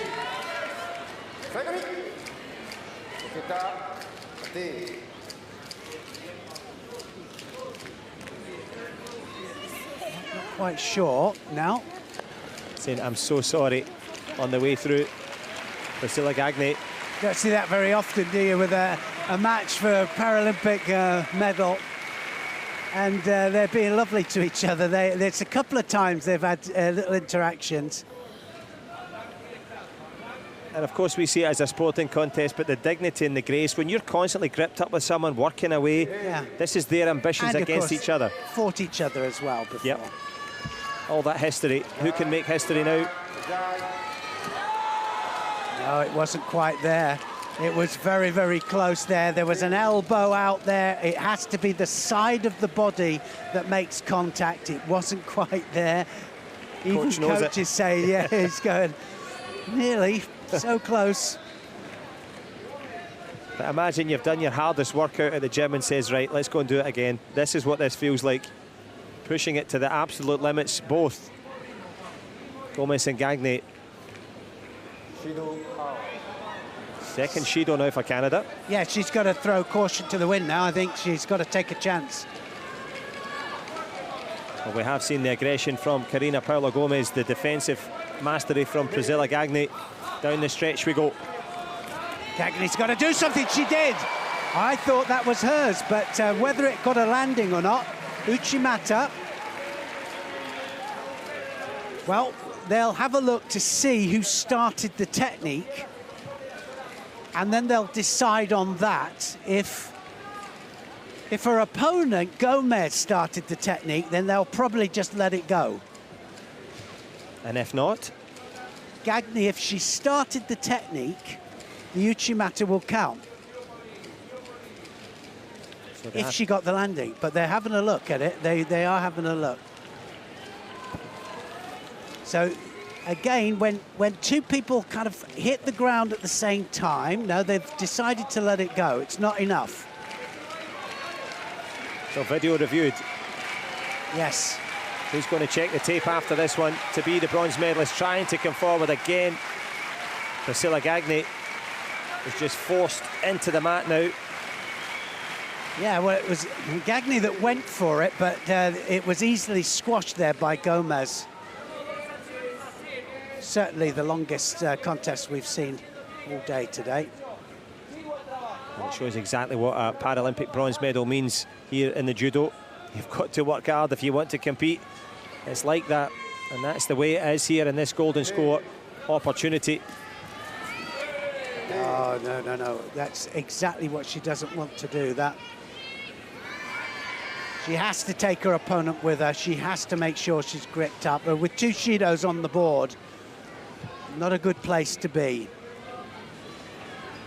Those two yellow cards hanging against the Canadian. Yes, they are. And she's going to get it. So she loses it on that. So that was really, yes, so the Argentine has won it. Gomez wins it. The crowd are not too happy about it. Yeah, but those boos will give way to bronze. Priscilla Gagné has been on the podium before as a silver medalist from Canada.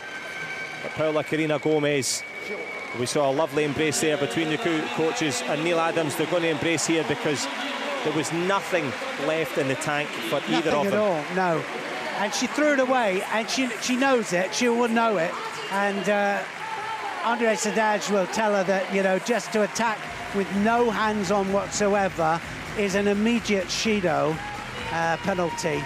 And when you've got two on the board, and you pointed it out, that's not the thing to do.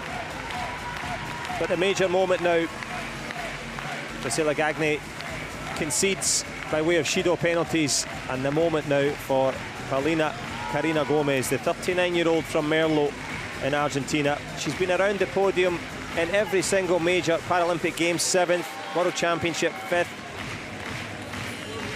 Now she's on the podium as a Paralympic Games bronze medalist, shaking with delight.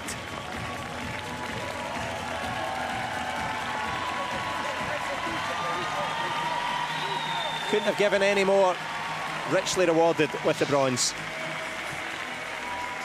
That was the double attack there from Gagné. That was the one that came back there from Gomez. And then it was that technique there with no hands on that got the third Shido for Priscilla Gagné of Canada. Brilliant sportsmanship, as you would expect, but look at that. This is what the Games is all about. Opposing coaches embracing the big occasion there for Argentina. Paula Karina Gomez with the bronze. That completes the bronze medal contest as we turn our attentions now to the final. This gold medal matchup between the People's Republic of China's Shi Yiji against the USA's Liana Mutaya. And here she comes, Shi Yiji, the 24-year-old from Chenzhou. And on the way into this one with her coach Li Yuhua, all smiles. It's just unbelievable, isn't it? All smiles coming in. But who's going to be smiling coming out? Jia Yo, the call for Team China to fight, to go for it.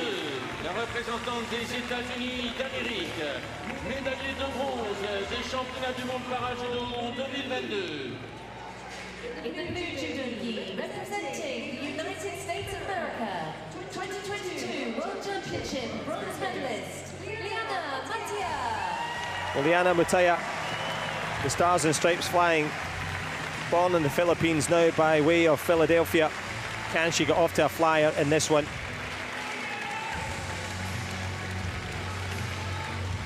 Ed Liddy, the American coach and former Olympic bronze medalist in Los Angeles. Quite handy to have in your corner. And they'll be audible in terms of their instructions. This, of course, the J1 category. If you're just joining us for Paro Judo for the first time, welcome. It's the final, the women's under 57 kilograms. 4 minutes to decide. Oh, it doesn't need it. It's a Wazari. It's a Wazari. It wasn't quite on the back there. What an opener that was. Tsuyotoshi Seanagi starts off, just drives downwards there, and she opens up the account in seconds. Tsuyotoshi Seanagi, almost see you later, because that was in one go there. It was. Hadn't even finished introducing her name. I know, it was, and that's how it happens.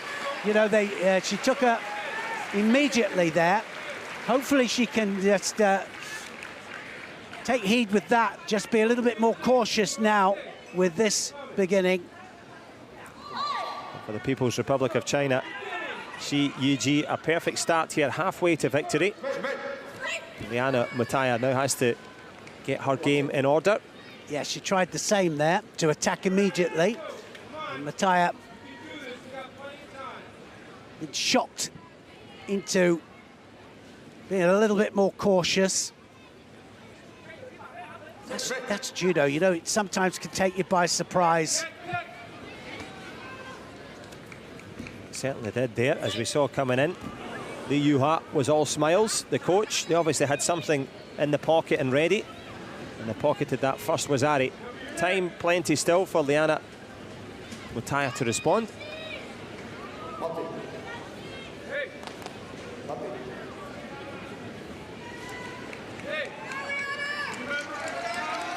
Well, I saw Eddie Liddy in tears after the semi-final.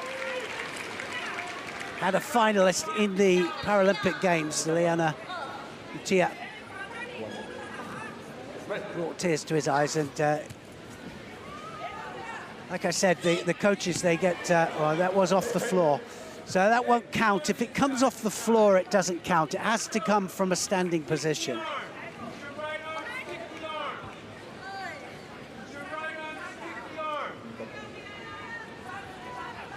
Get a good hold and stick it.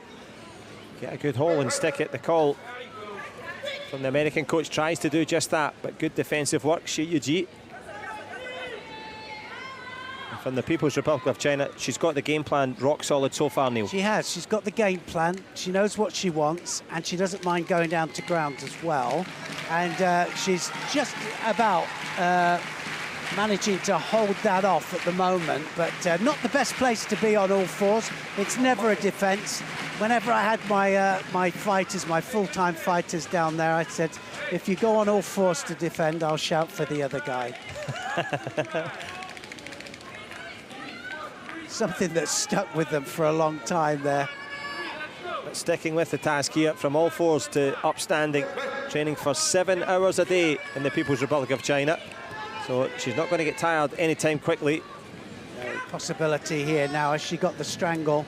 This is the situation we see so often there, but it used to be, well, she didn't hear the mate, it used to be that if you went across the face, that you could get penalised. But you mean across the face with the arm, with the leg, with the jacket, or, you know, or with your arm to try and get a strangle, but it made you go underneath the neck and aim for underneath the neck, because otherwise you get penalised. But now they've taken it away, so you can just dive across.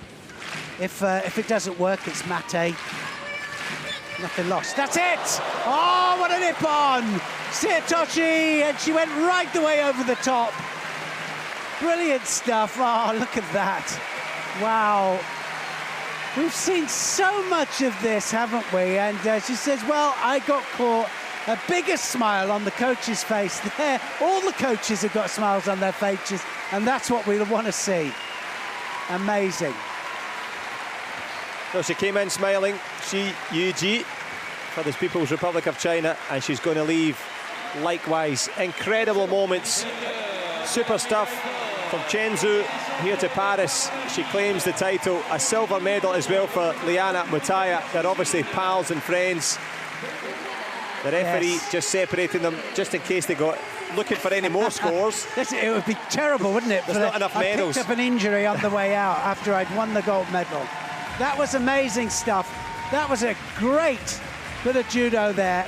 Shi Yuji does it in style. A wazari she opens up with a very low Satoshi, and then she finishes it off. Absolutely taking her flat onto her back to become Paralympic champion.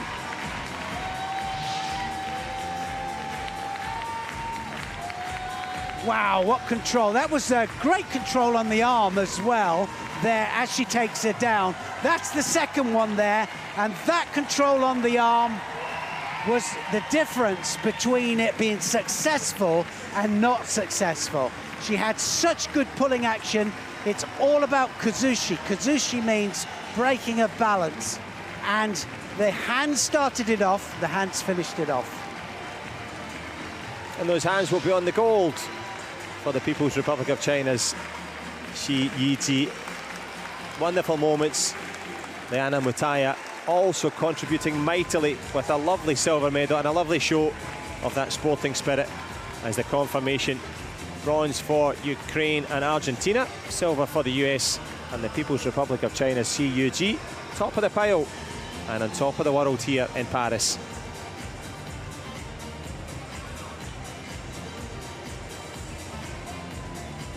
Well, breathless stuff. The quality just keeps on rising. If you're new to para judo, my goodness, you've timed it nicely because the standard has been absolutely electric. It's been electric, hasn't it? I mean, for any kind of final block that ends with ippons like that, the main aim of our sport is to score ippon. And we've just been so lucky to have a plethora of different ippons all the way through. And it's that plethora in Paris that will be rewarded with the podium, the victory ceremony coming up in a few moments. Neil and I are going to gather ourselves, maybe lie in a cool, darkened room for a moment or two. Yeah, because a cold bath, yeah. Just the speed. Calm ourselves down. Exactly, the speed and the style. We'll try to keep calm and we'll bring you those medals in just a few moments' time. Stay with us because plenty more judo to come as we shift our attention to the women's under 48 kilograms J2 category. And that is for those with a visual impairment. J1, of course, for completely blind athletes. And as you can see, the podium is in position. The men's under 60 kilogram grouping on their way.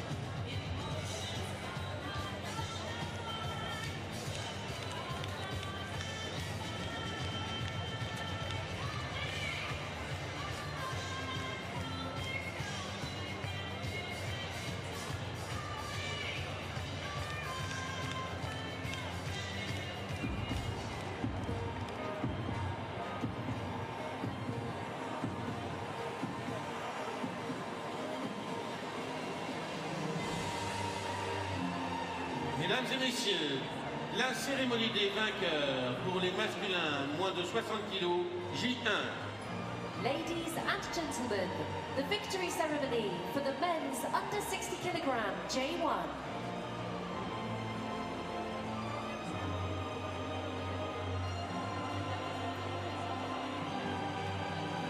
Veuillez accueillir les médaillés. Please welcome the medalists. As we welcome the medalists now, the victory ceremony in full swing, and they were certainly swinging each other around the tatami. And it's time for them to get their rewards now.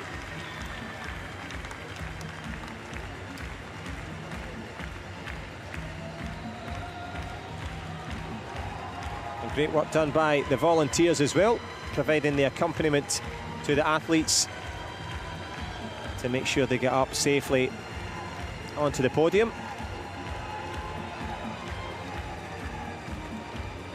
And it's safe to say that the men's under 60s, my goodness, did they deliver.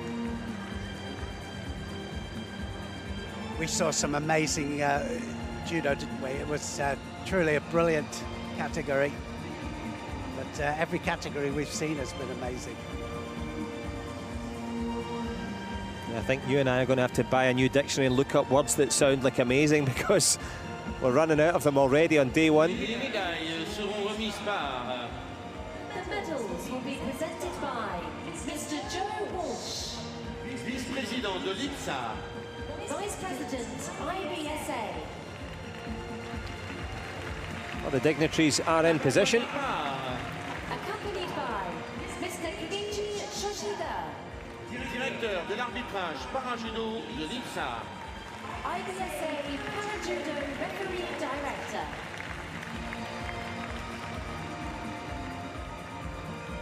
médaillé de bronze, représentant de l'Inde et représentant du Venezuela.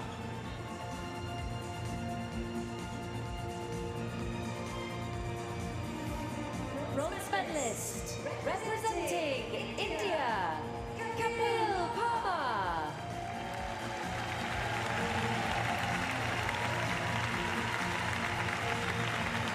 And representing Venezuela, Blanco. So fine moments now for Kapil Parmar of India. He will receive a hard-won bronze medal.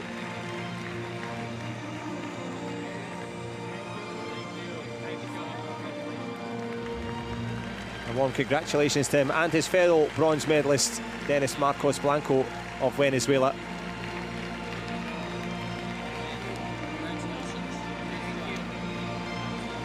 I thought they were, both of them, fantastic in their bronze medal matches. Like I say, we saw Ippons all the way through, didn't we? The Ippons rewarded, just one more throw there, the mascot gets it. It was Tewaza, definitely. But super souvenirs that'll live for many years in the memories of both men. There's confirmation there. Médaillé d'argent, représentant la République islamique d'Iran. Silver medalist, representing the Islamic Republic of Iran, Sayed Bassam Banataba Khurram Abadi. Well, he's a big name in para judo. He's on to the big step now, the world champion taking the silver medal here. Sayed Bassam Banataba Khurram Abadi contributed plenty to that final, Neil. Yeah, he did very well at the end as well. And I always look at people's reactions. You know, he expected the gold medal, nothing but the gold medal. And he took it very, very well, congratulated his opponent. And there's a smile there on the rostrum as well. A smile to go with the silver. But you can only have one champion. Determined, organised and professional. Sayed Bassam Banataba Khurram Abadi for Iran. Champion paralympique, représentant l'Algérie. Gold medalist and Paralympic champion, representing Algeria, Abdelkader Parmar.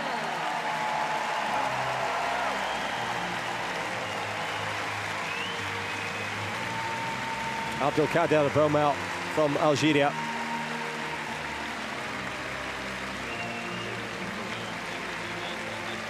Comes in as the underdog, leaves as the champion. He was the underdog for sure. He didn't think he was. And he entertained the crowd as well. And there's the rewards for that entertainment. Abdelkader Parmar, Paralympic champion. Richly deserved. And a chance for him to enjoy the national anthem of Algeria. Mesdames et messieurs, si vous le pouvez, veuillez vous lever pour l'hymne de l'Algérie. Ladies and gentlemen, please stand if you are able for the anthem of Algeria.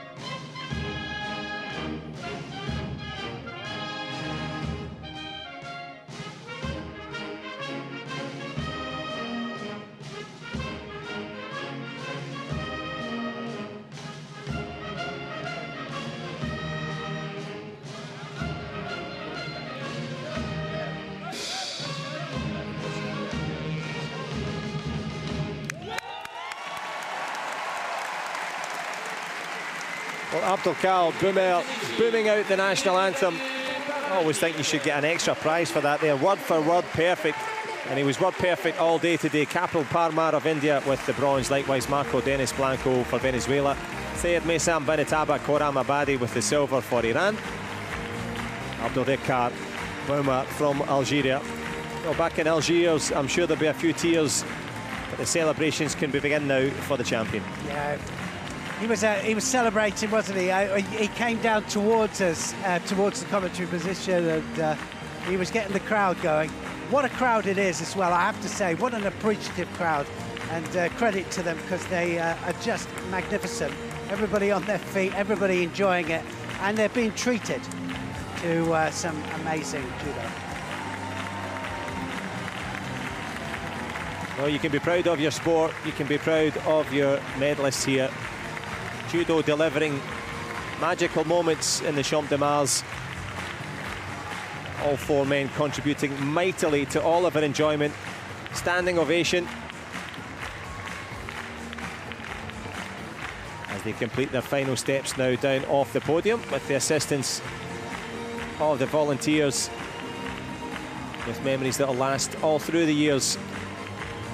And that completes the victory ceremony for the men's under 60 kilograms. They take their final lap around, and to win these major titles and to do these final steps, nothing better. This is what it's all about, isn't it? This is what you want when you're about to retire and you think, one more time. You know, it's because it is a drug. It's a drug, it's something, the adrenaline's there, and it's the best moment of your life. So there's no other way of explaining it. And no better way of explaining it. The best moment of the lives there. Who can recreate those magic moments now? Well, one more time we're going to celebrate. Will there be French celebrations at the end of the minus 48 kilograms in the women's division? Because that's where we're turning our attention in just a few moments.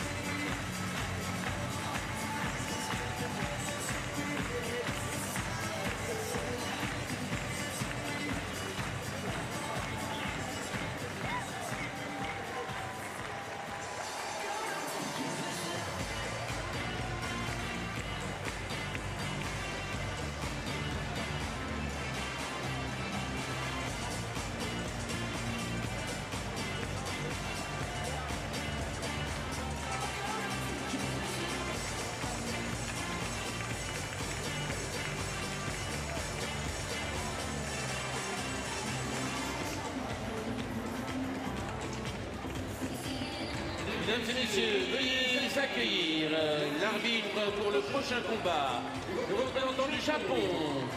Ladies and gentlemen, please welcome the... So here we go now, the bronze medal contest in the women's under 48 kilograms J2 category. Ukraine's Yulia Ivanskaya coming out against the People's Republic of China's Li Jing.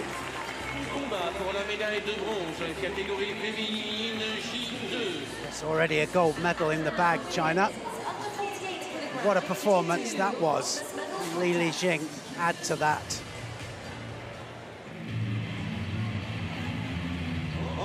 She'll certainly be hoping to.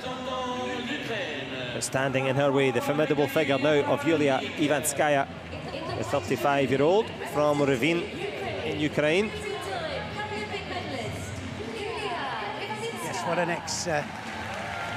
what an experience she's got. You know, she's been to so many Paralympics. I think 2 times Paralympic medalist before. Yep, a couple of bronzes. This is her 5th Paralympic Games. Can she add to that one? The People's Republic of China, 2016 Paralympic gold medalist, Li Jing. Li Jing leaping into the ring. What can she do in this one? The Paralympic champion from Rio de Janeiro, going up against the 3-time bronze medalist so far. A couple of good wins against Turkey on the way through. And there's the route for Li Jing. Well, both fighters have been here before. They know what it's all about. And another medal here at stake. Concentration, and straight away in. Seen that a couple of times today as well. Straight in for the Tomonagi and straight in for the arm lock, and you're not allowed to do them together. You have to kind of separate them a little bit, but I've seen them do it a couple of times. They're just on the line, really on the line. Wasn't a lot of separation there. There wasn't a lot of separation, no, and what happens is sometimes you can fall onto your back, the arm straight, and then they go onto the arm immediately. Now they can do it.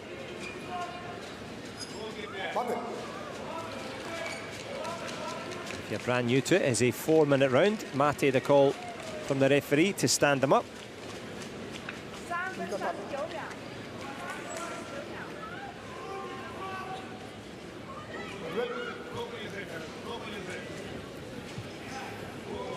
Yep, she won't be able to do it too often again, unless she really breaks the balance of her opponent there. Possibility Judo. It was once too much.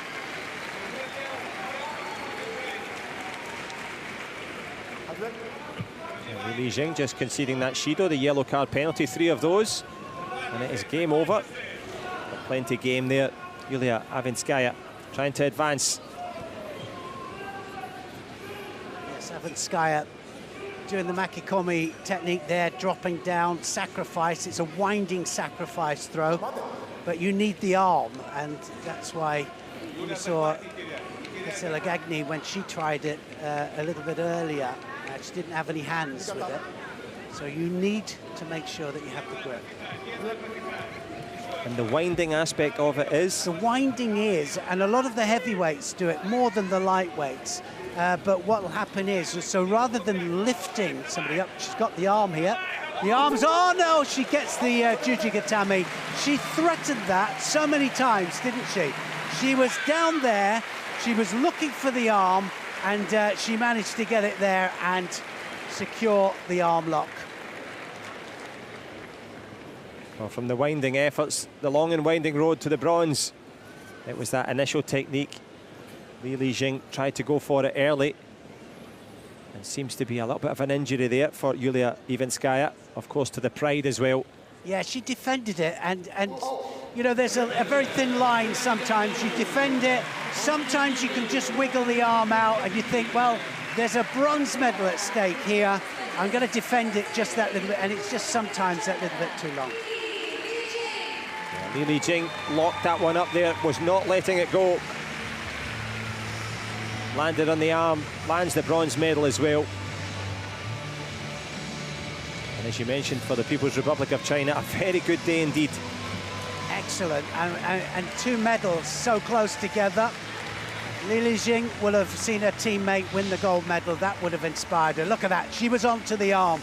She was on the arm, she was searching for it there, and in the end she had to submit.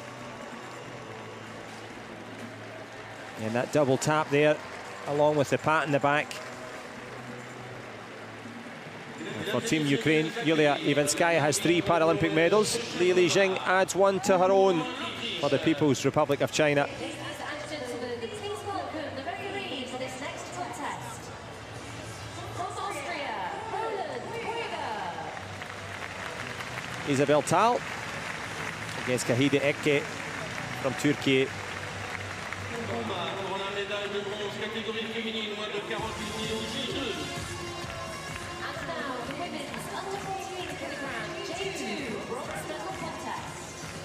So from Bochum in Germany, the 25-year-old Isabel Tell. Here she comes on the way into this one. Her ambition was just to qualify for this Paralympic Games. The sports science student from Ruhr University in Bochum, Germany. Can she graduate with a bronze?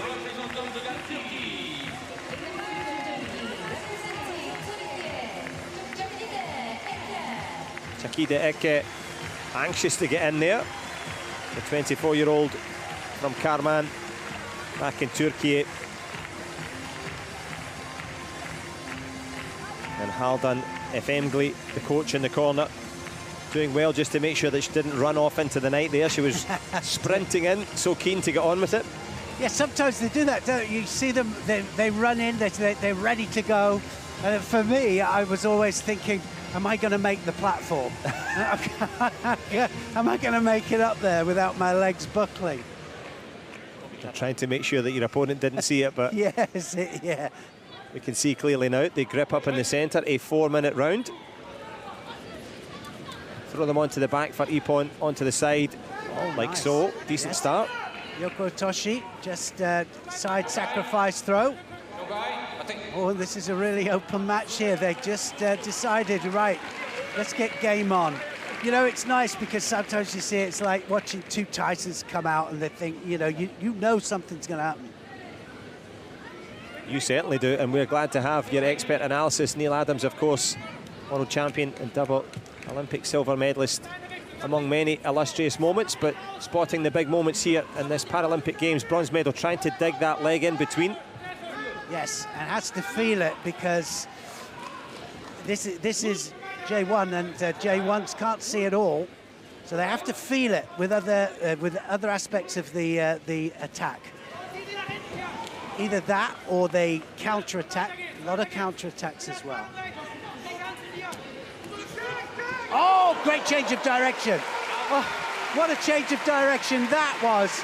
Came in forwards, just swept the inside leg there, drove backwards with the Kouchigaki, and what an Ippon. What an Ippon, and lots to love here in the City of Love. Gives out the big heart to the fans. Big-hearted entrance. She was in it full speed. Kahide Ake, and speeding her way to victory there. Kahide Ake then was, well, she was open from the very beginning, and you knew something was going to happen. And I said to you, didn't I? I said, there's something that's going to happen here. I'll give you your due credit as we give the credit now to the bronze medal. The winner here from Turkey, Kahide Ake. Before we came on air, you pointed at this matchup and said, this is going to win, and this is how they're going to win, and that's exactly what we've just seen there. Yes, all action. There's the Seoinage. There's the change of direction. Just reaped onto that inside leg there. She knew exactly where the inside leg was because she was right the way between the legs. Then she drove backwards there, and it was the hands that polishes it off. Wow. What a technique. What an Ippon. And what a moment. Reaps the leg and reaps the reward. Turkey joining People's Republic of China on the podium with bronze. Now, we've had a perfect day at the judo. Akmaral Nabutek of Kazakhstan will be trying to stop that perfect day for Sandrine Martinet of France. Her opportunity now. Will she be the head woman in this one? Sandrine Martinet has to go against Akramal Natambek, the 25-year-old world champion, Asian para champion as well. And she comes in this fine form. Can she top the French flags from flying? Trying to lift the roof off of the Champs de Mars.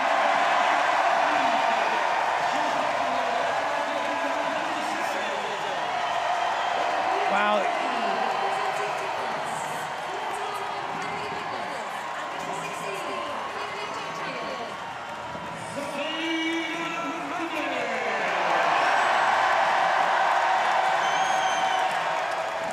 Well, if there was a medal handed out for the biggest cheer, Sandrine Martinet would be the recipient of that one. Her 6th Paralympic Games now. Yes. And of course, being at home, Neil, this adds a little extra flavour. Absolutely. But Natabek is one of those with that great stand-up posturing as well, and it's going to cause Martinet all sorts of problems here. And Martinet, I remember from 4 years back, like you said, so much experience. She's going to need it here. Away they go. 3 silver medals and a gold at the Paralympic Games for the French judoka in blue, the world champion. She's in white. And on the night here in the Champs de Mars, as we know, Neil Adams, anything can and anything will happen. Anything can happen, right? And, well, she's fighting the whole crowd as well. Look at that. Beautiful as she was at.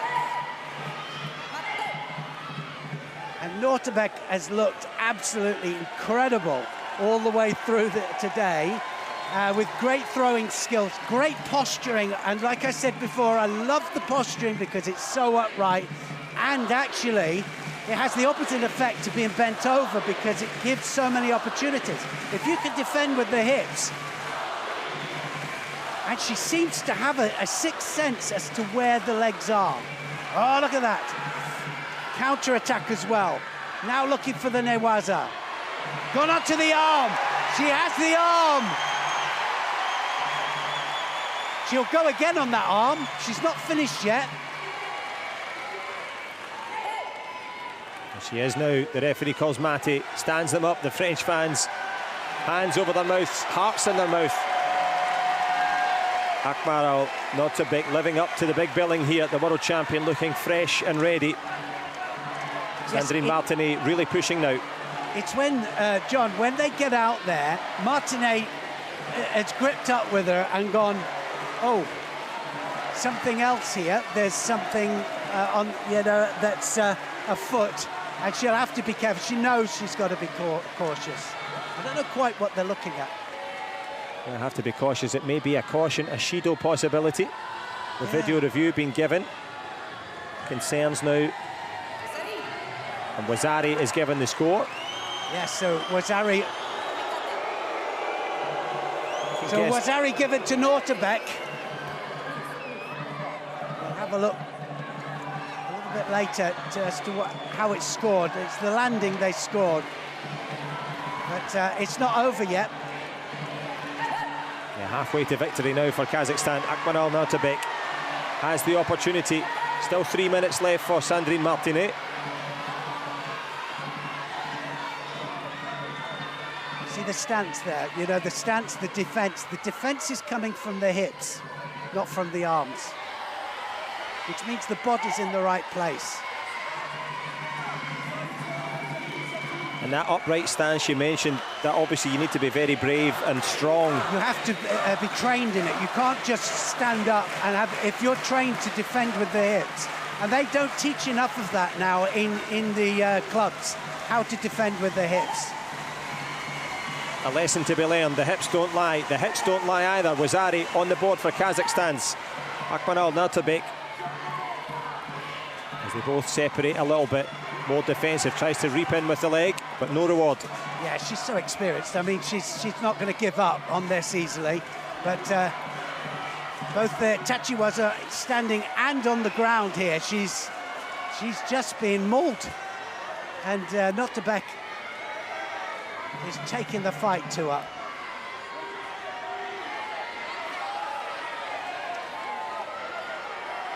And she's not finished yet, and she might still get it. So if she can tie up the top half here, then she'll have to get the leg out. She'll have to change where the right leg is. The right leg will have to change. It's in the wrong position. In a precarious position, Sandrine Martinet. Go again. This is not over yet. If she ties that arm off now, she'll turn it into the hold down. She just needs to hook in, and now she'll come up on top, and the referee then shouts, Osai Komi, and she's holding her down, and she's got her in the hold down here. Noortebeek then shows us that she can do it on the ground as well. And look at that, 10 seconds only needed, and she is the new Paralympic champion. Great judo, standing and on the ground, and she was hunting that all the time.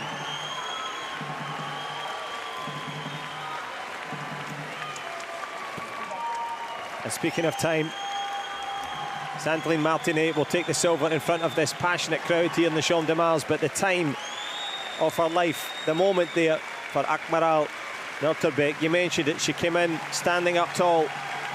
She'll stand tallest on the podium.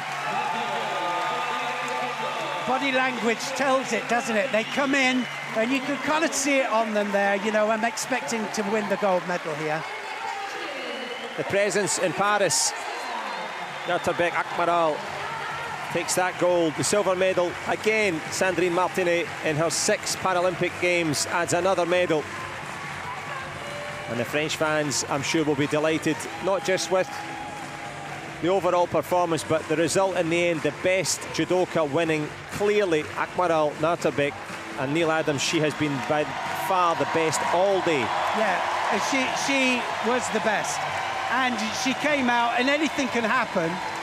We know that, don't we? Anything can happen out there, and it can go pear-shaped very quickly, but it wasn't going to. You know, Nartabek came out, she expected the gold medal. There was the Wazari. It was a hand-assisted Tewaza, and then she not only throws her for a Wazari, but then she takes her to the ground and says, I can do it down here as well. Outstanding moments. Anapin Aydin, the coach, as well, delighted. Nartabek Akmaral taking the title. Silence in the crowd just for a couple of seconds. I'm sure back in Astana they'll be cheering her on there. Confirmation as the champion. Nartabek Akmaral delivering incredible value here, and the quality just keeps on coming.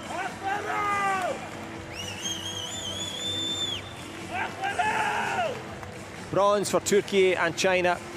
Sandrine Martinet with the silver for France. Kazakhstan, Akmaral Nartabek, the very best by a long, long way.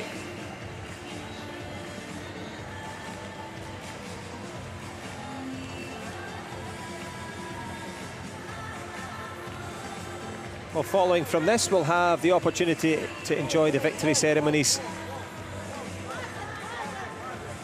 as the fighters enjoy their moments in front of the fans.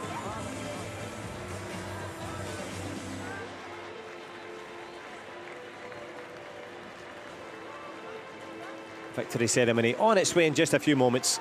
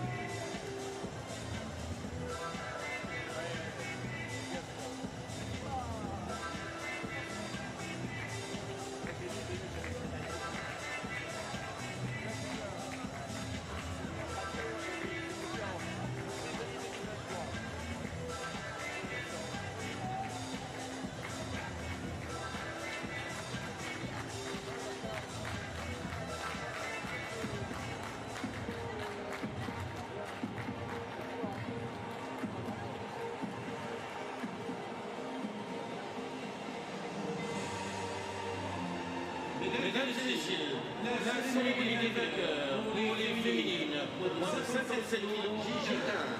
Ladies and gentlemen, the victory ceremony for the women's under 57 kg J1. Well, on day one in J1 in the under 57s, you can probably hear a few cheers. There'll be a few more now in the victory ceremony. With all the pageantry and all the pleasantries in Paris, it's time now for the medals to get handed out to those who deserve it the most.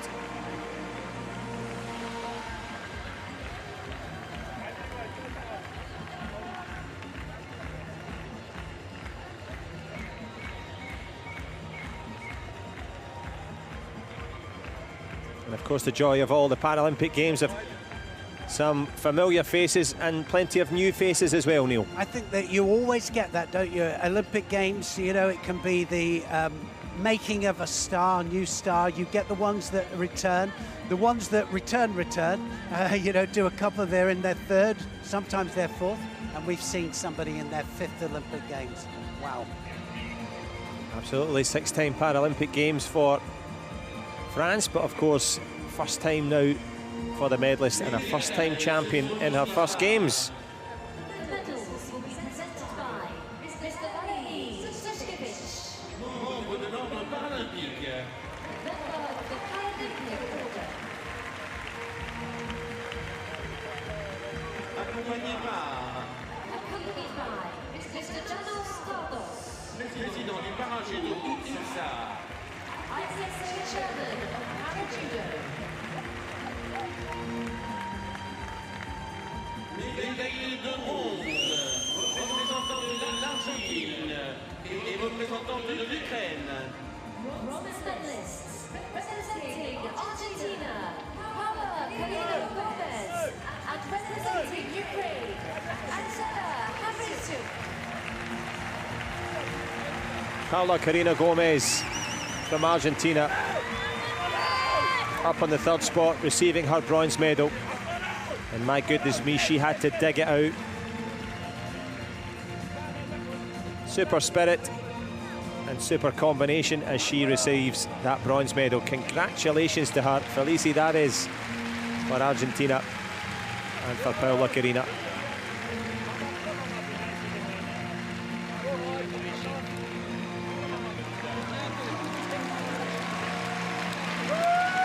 Angela Havrisyuk of Ukraine with the corresponding bronze.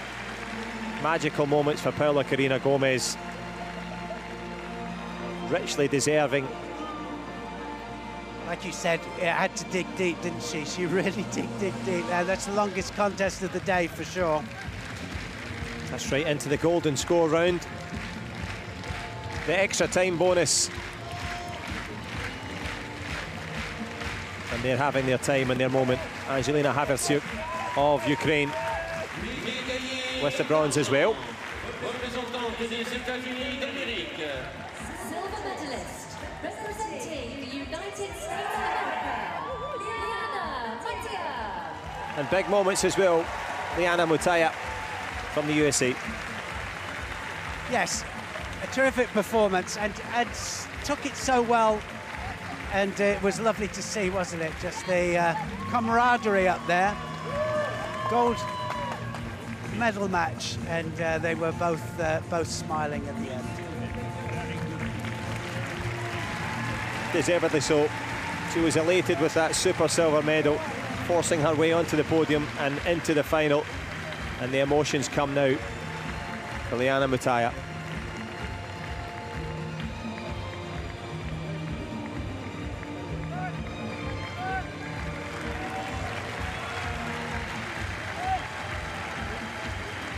Silver medal in the women's under 57 kilograms, Liana Mattia.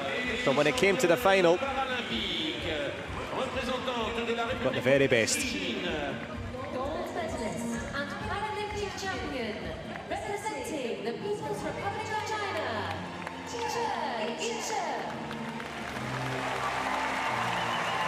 Yiche beaming with pride. One big step up and a huge step up as the Paralympic champion. Incredible performance, another incredible performance. It really was. In control, those two Toshi techniques that she did were so tight with the upper part of the body there. The kazushi, everything worked well. The breaking of balance, the control all the way through, and won out in the end. Not only a Wazari, but an Ippon. And a gold medal.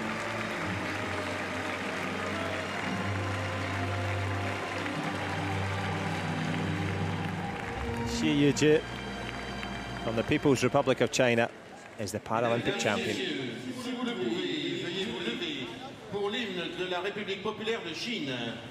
Ladies and gentlemen, please stand if you are able for the anthem of the People's Republic of China.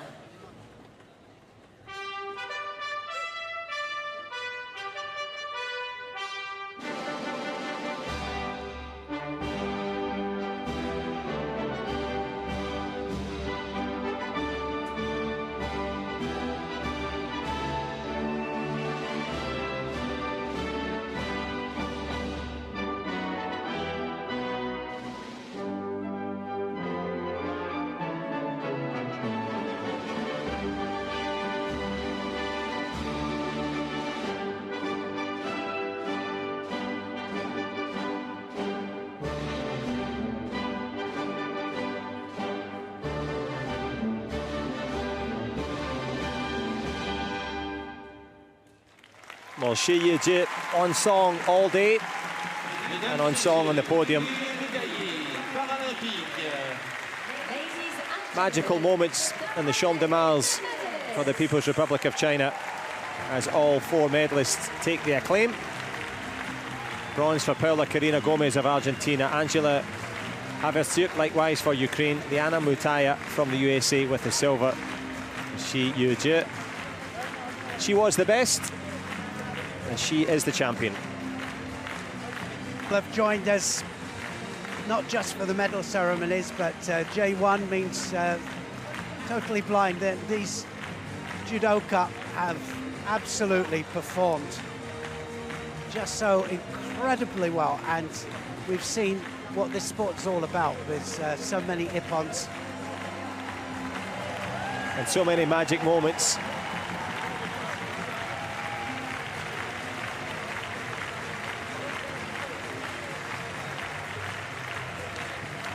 And J1 on day one, delivering in the under 57 kilograms.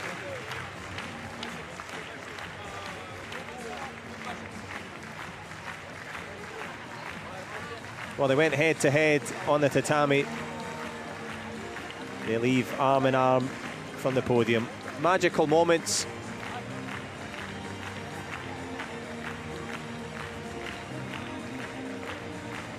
And the spirit of the sport richly on show there.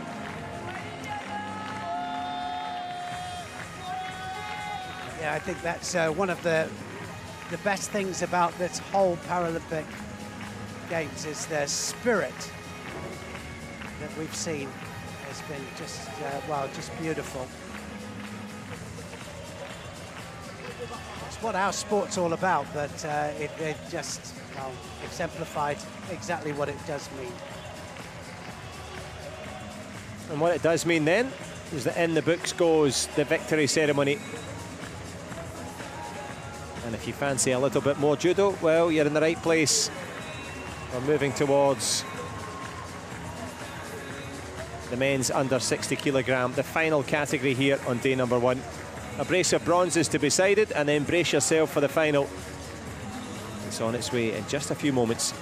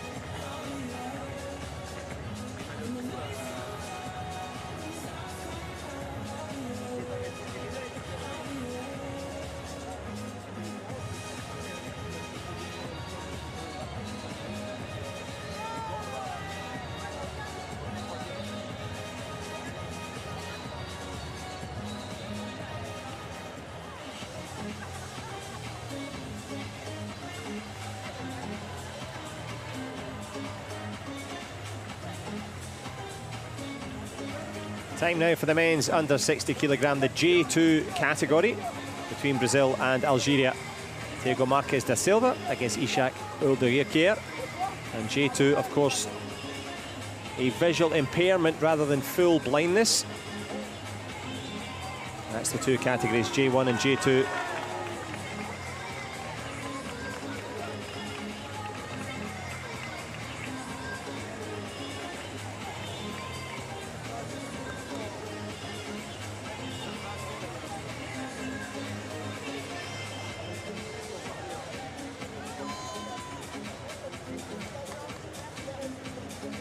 Mesdames et messieurs, veuillez accueillir l'arbitre pour le prochain combat pour la Belgique. Ladies and gentlemen, please welcome the referee for the next contest. From Belgium,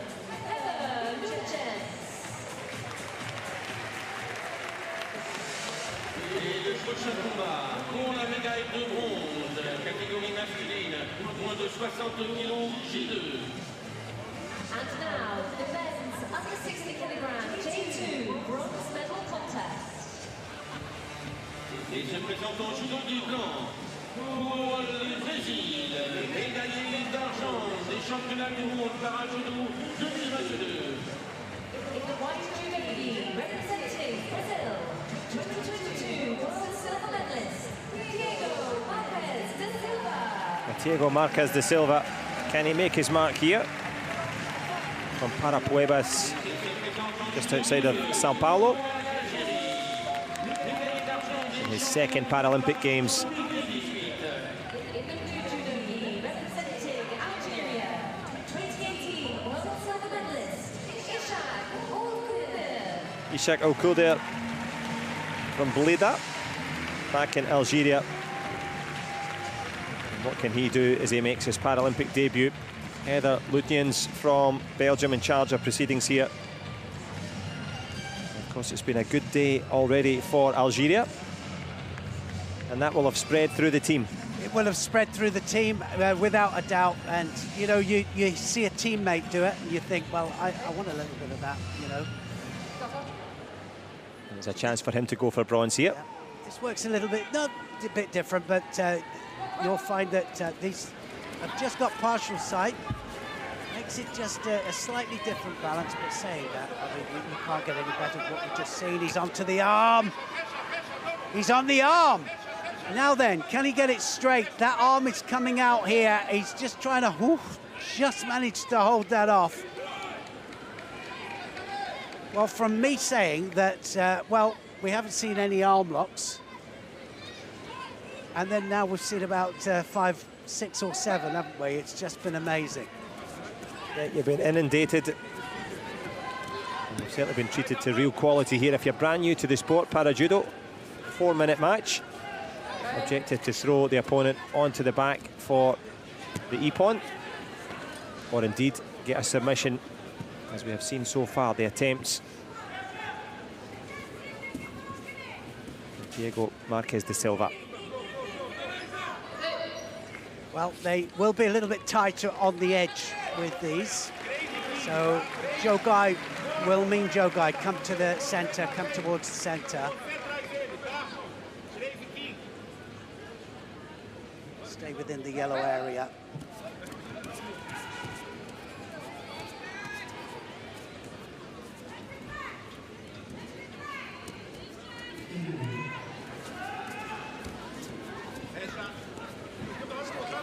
Strangle here. He's looking for the shimmy waza. Has he whipped it underneath the neck? Yes, he has.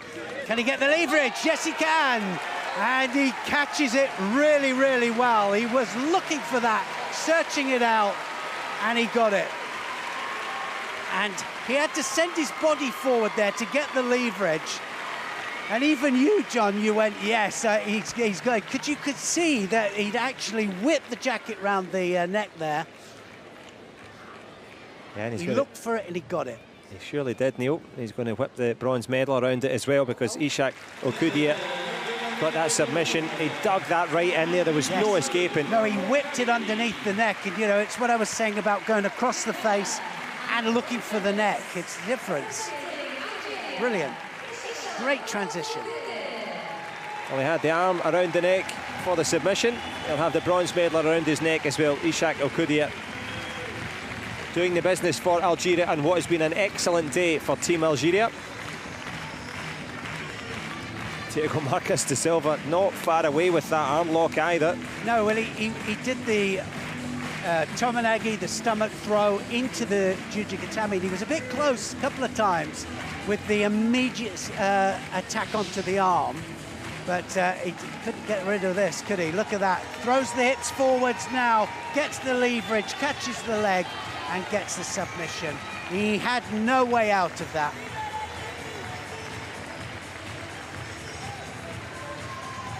Only one thing left to do now for Ishak El-Koudia is to take that bronze medal. Great performance and a great start now to the men's under 60 kilograms J2 category. And who can join him on the podium? Will it be Ukraine? Will it be the Republic of Korea?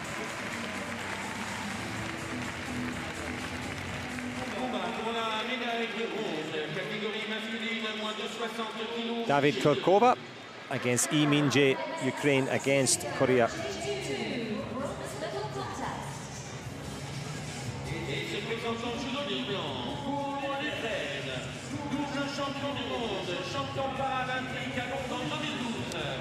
Two-time world champion, Paralympic champion as well.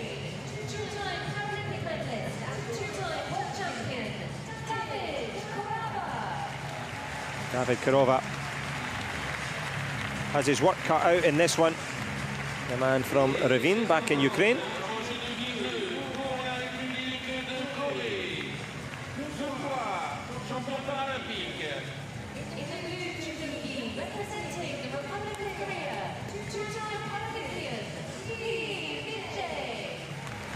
And Lee Min-jae is on his way. Craig Bartlett will run the rule over this one.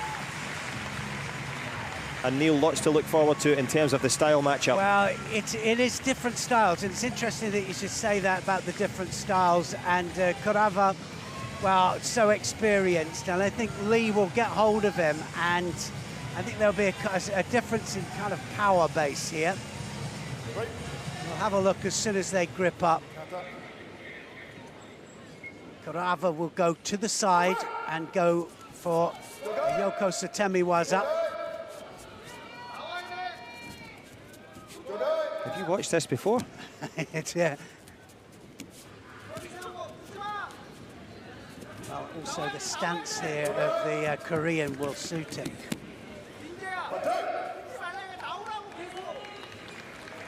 Simply because the right leg is forward, and that will be the leg that he'll go for, I think, Kurkova.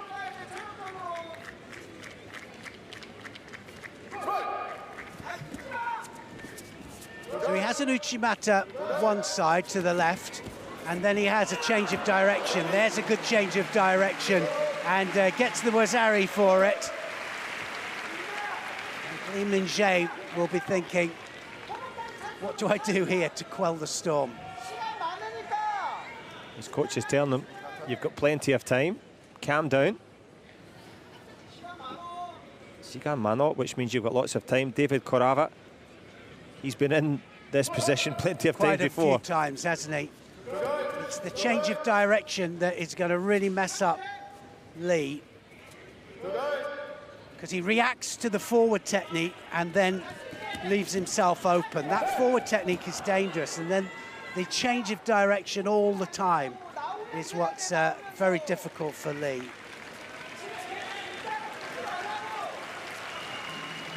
And difficulties for the referee as well to keep them in the confines of the yellow centre. I almost think it's part of the game plan here for Kurkova. So he'll come off with him, he'll come to the side, and then he'll suddenly change it because he'll get a reaction. As he shouts Jogai, Lee will pull inside, and then he'll change the direction for it.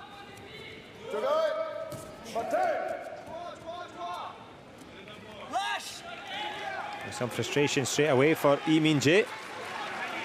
Hasn't had it all his own way at all. No, he doesn't know quite what to do with him, does he? So a Shido penalty there for not attacking. he's not the one initiating.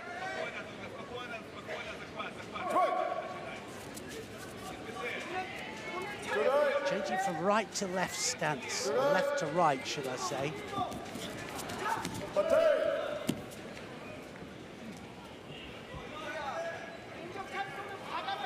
Well, if it's working for you, don't change it. Although he will, it'll still be going over that right leg of Lee, I think, that will do it.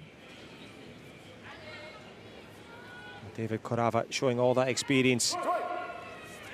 Again, dragging over to the side. Oh, look, he's got it. Wazari was upon, and it was a beautiful counter there. He was in command all the way through. I said that Lee Min-jae will be thinking, what do I do with this? You know, and the body language again, you know, as soon as you grip up, you kind of know that I've got a mountain to climb. And at the top of that mountain, David Korava taking the bronze medal, richly deserved. Lee Min-jae just couldn't find a way. And as you say there, Neil, David Korava, all that experience and adds yet more quality. A couple of bronze medals now in the books for him. Took the Paralympic title back in London 2012, 12 years later, still on the podium. And still performing, you know, so when they're a whole decade in, look at that, that's the change of direction yet again. He changed the direction first and then changed it again. But it was the hands again that finished that off. And like you said, over a decade later, still performing at the very highest level. And that's what shows true champion. And I think as well, Neil, we know in combat sports, sometimes you figure out the answer as we see the confirmation there of the bronze medal. Lee Min-jae will be going back on the flight to Korea thinking, what could I have done differently there? Because it's the reality, the speed, the strength, the smarts of his opponent. First time out at a Paralympic Games, and you know, when you grip up with somebody who's that superior, it is, you think, well, what can I do here to get better? And I thought that it was the power base probably that he was lacking. Well, there'll be nothing lacking now as we move towards the final, the men's under 60 kilogram matchup between Uzbekistan's Sherzod Namozov, the man from Bukhara, Paralympic champion in Rio. A few fans in the stands as well for him.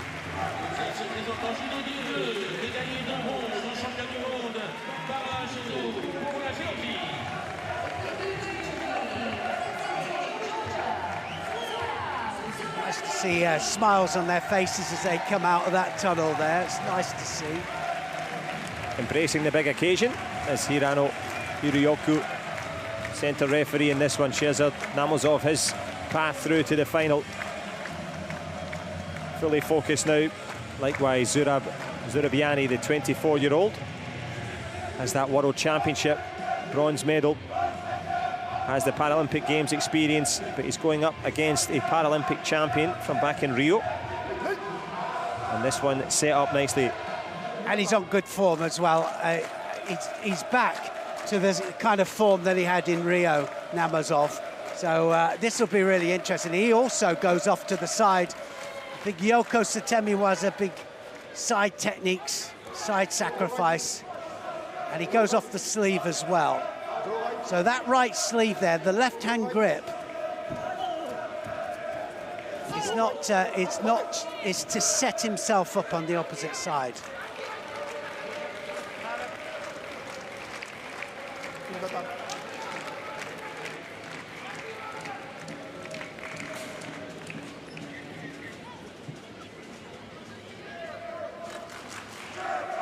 Rabiani, it'd be best not to go with the flow here. So wherever he wants him to go, best not to go there. There! Beautiful, Tiashi Barai, Kuriyashi, and he takes him onto his side there for a Wazari. Beautifully executed, and that's why I would say don't go with the flow. Into the danger zone he goes. and onto his side rather than his back. If he had been in his back, it could have been all over. But Namazov, Sherzod, all that experience and quality, living up to the archetype of judo. Smaller in stature, but bigger in skills. Can he find one more score to take the Paralympic title? Well, it'll be second Paralympic title, won't it? And a few years apart, which will be remarkable. That wasn't far off there. He almost paid the price there. Zurabiani decided that it was time to start a move. Now then, can he get this? Is he on the arm? He's not quite, didn't quite have it. Bit of a panic stations there.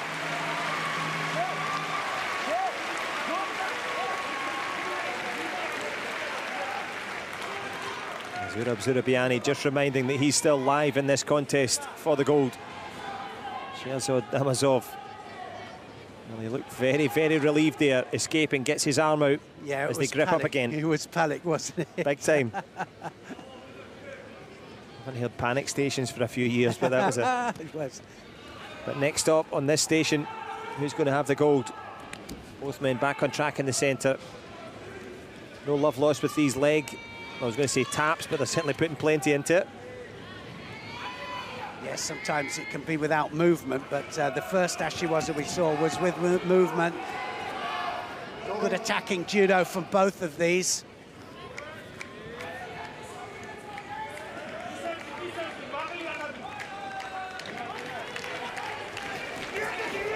And again, he unsettles him.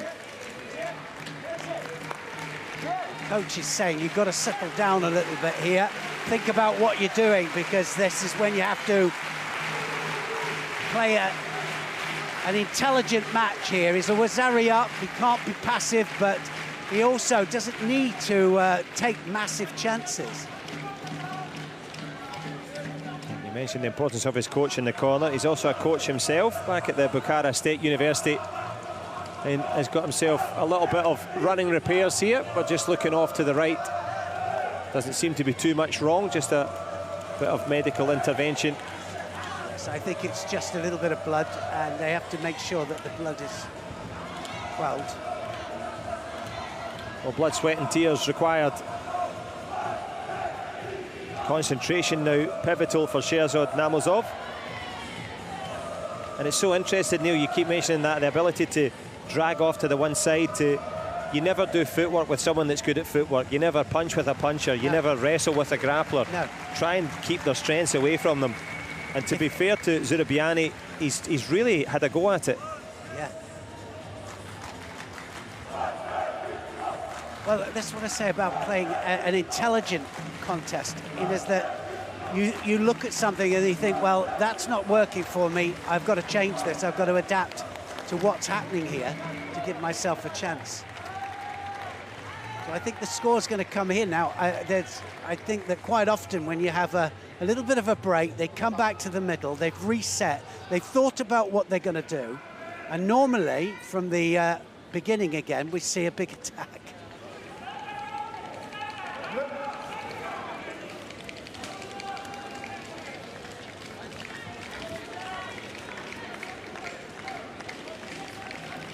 Zurabiani! Oh, not far.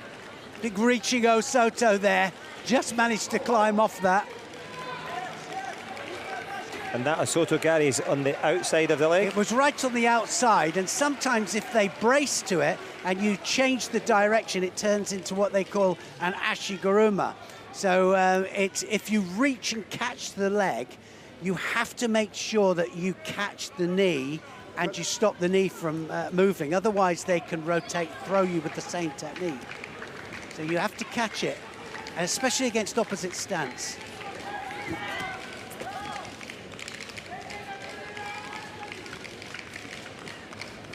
Opposite stance, but no chance so far. Zurabiani has been expansive and aggressive, not been anything to score on the board. Yep, I think he needs an attack. He's going to get penalised otherwise. He might just get penalised now as well for that. Namazov definitely in defensive mode, and he does pick up the penalty.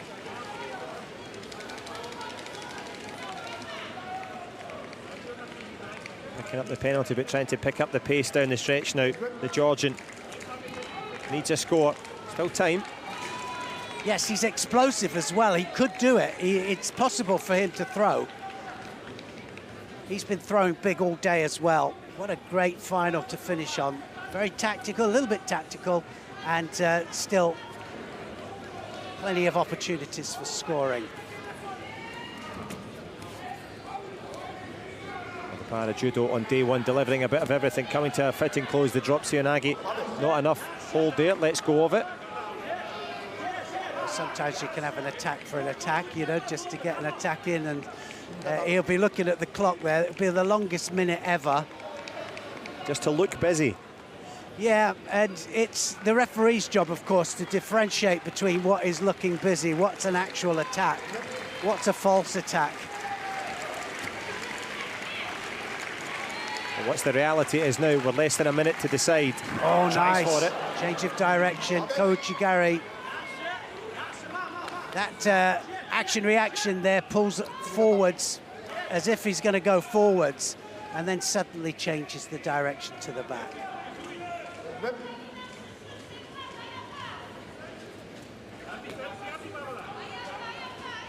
don't think it's finished yet. Still 45 seconds to go. Still a possibility of a second score.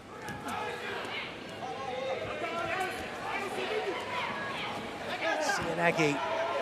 Kosodagaki, Seoinage, two changes of direction, but they were good attacks. They were good enough.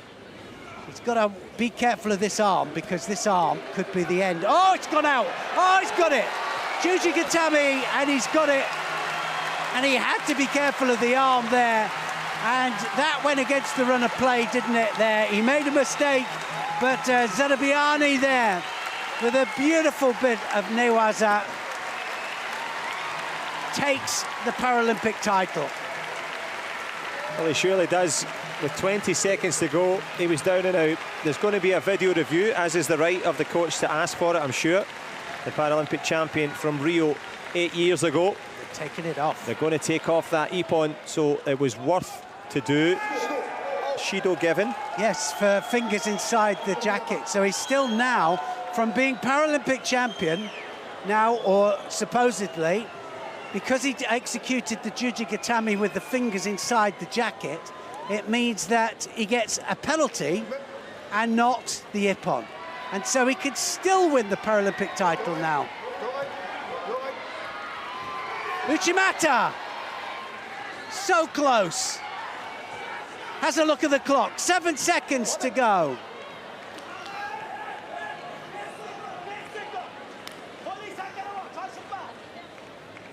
Coach is shouting 5 seconds. Oh, dearie me. So a bit of drama to finish off this first day of competition.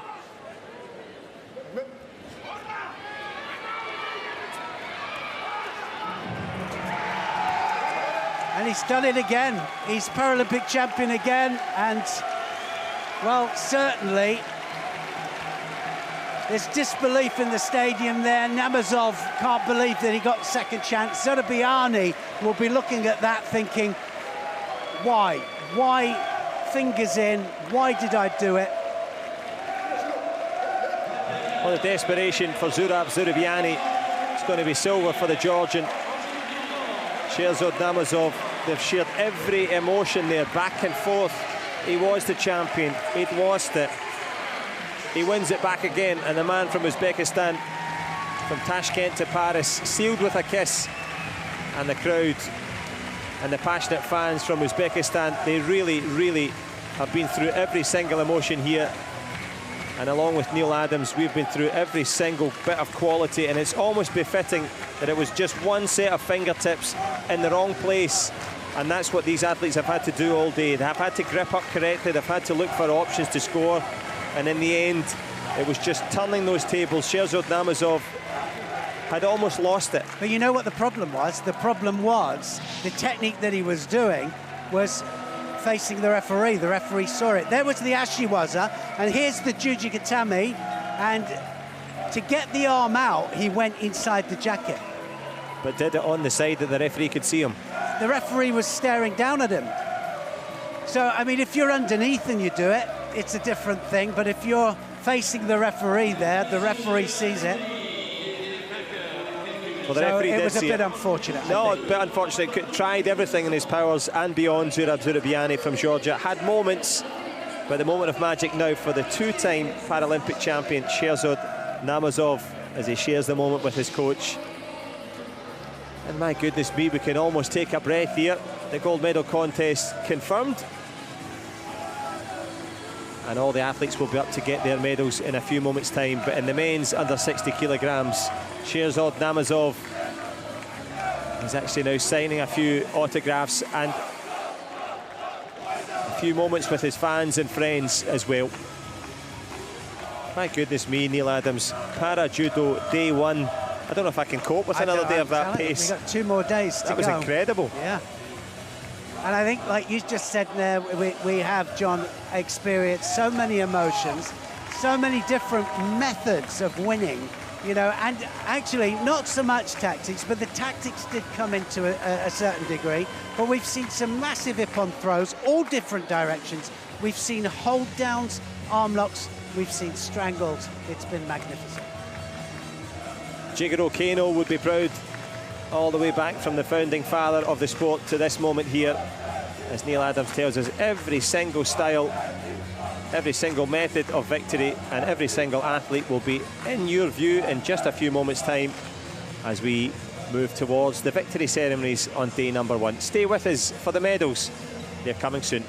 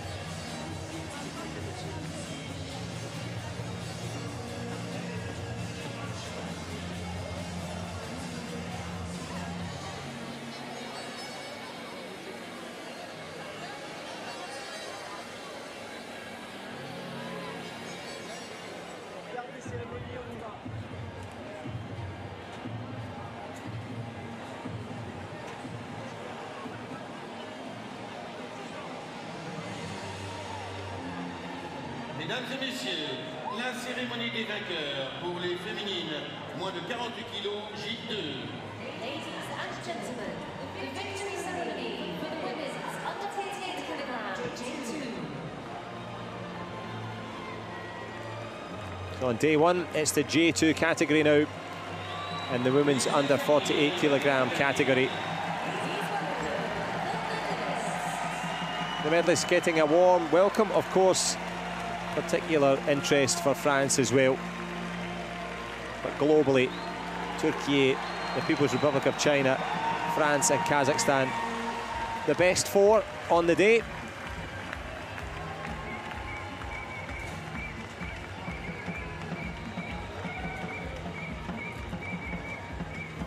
And helping each other in. Just, they got such a great response from everybody as they came in.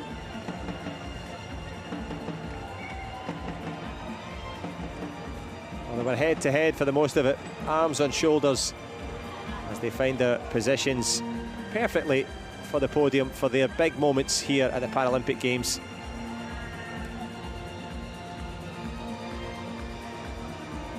Les médailles seront remises par The medals will be presented by Monsieur Patrick Lequel, vice-président, référent sport de l'Assemblée des départements de France.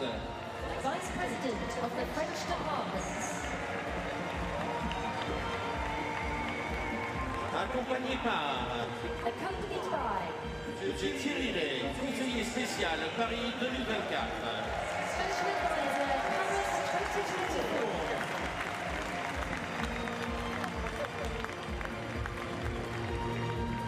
Médaillée de bronze, représentante de la Turquie et représentante de la République populaire de Chine.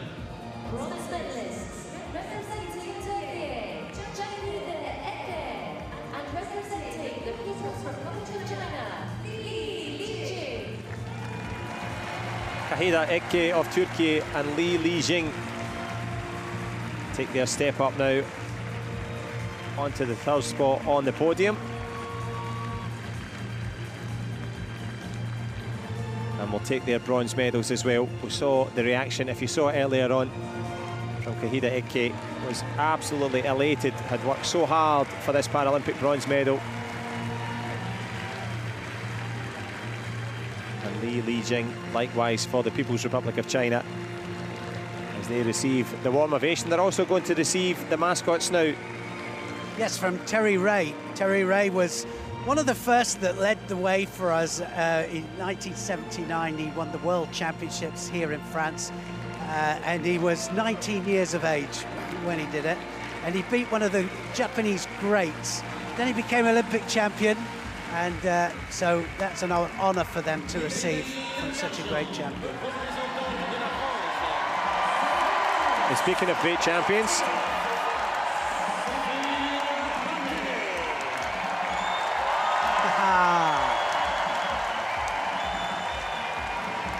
Sandrine Martinet enjoying her moment here in the Champ de Mars. 6 Paralympics, almost getting the gold medal there. Take the silver instead this time.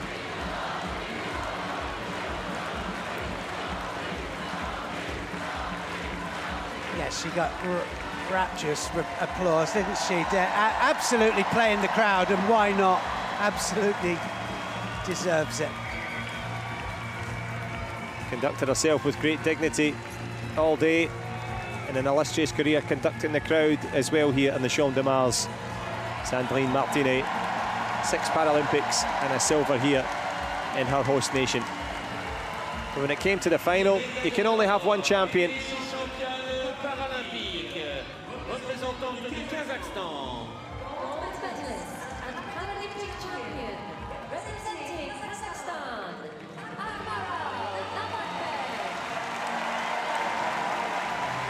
And an equally warm ovation for Akmaral Natabek. She was pure class, and I just loved the way she came out. She was so confident, knew exactly what she wanted, and she was the chaser as well down in Newaza. She did the standing, she did the ground.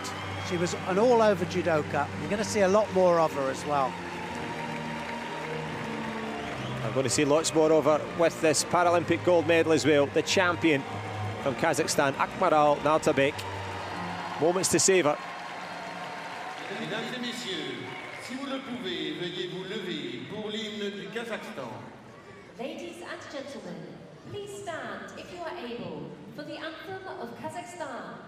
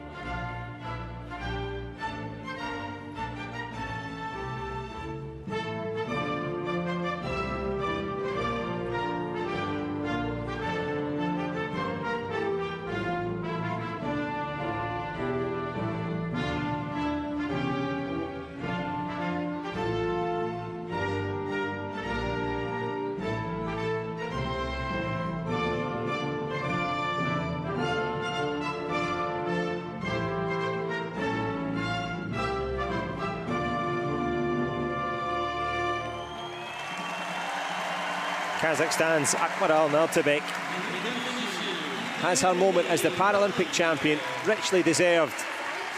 And the single tear strays down her face. She was singularly superb all day.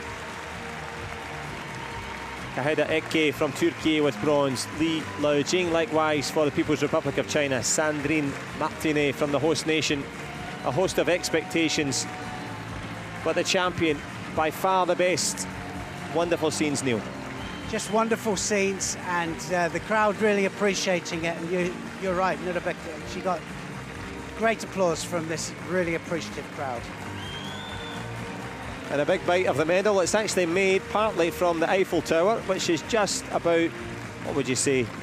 200 metres away from where we are. Not that far away, that's for sure. We are in the best stadium, situated in the Champ de Mars.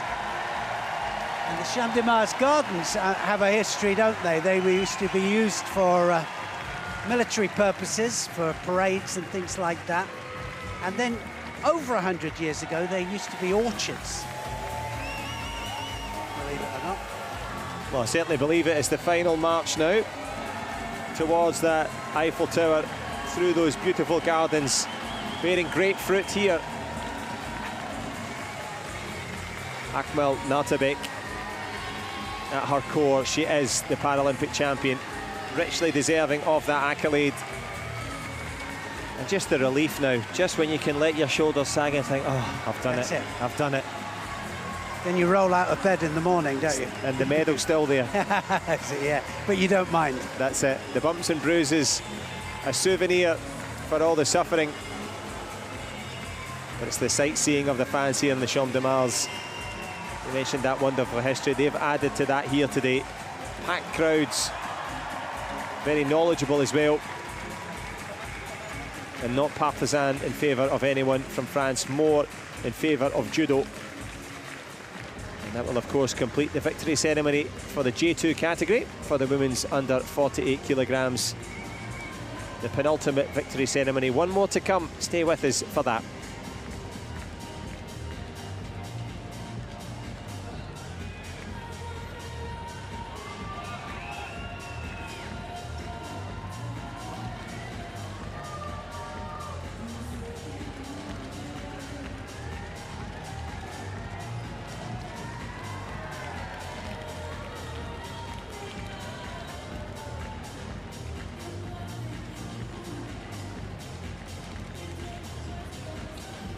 Mesdames et messieurs, la dernière cérémonie des vainqueurs pour les masculins moins de 60 kg G2 va avoir lieu dans quelques instants.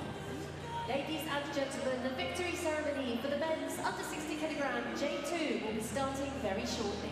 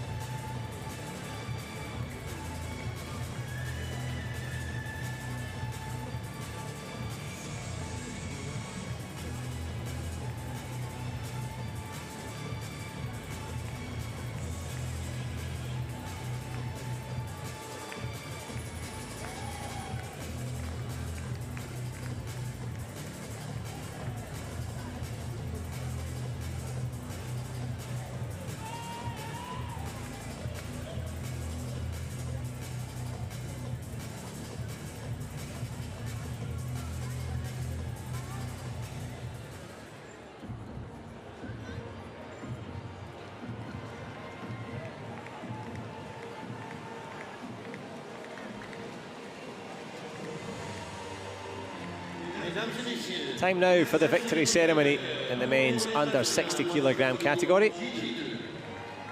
In the J1 classification on day one.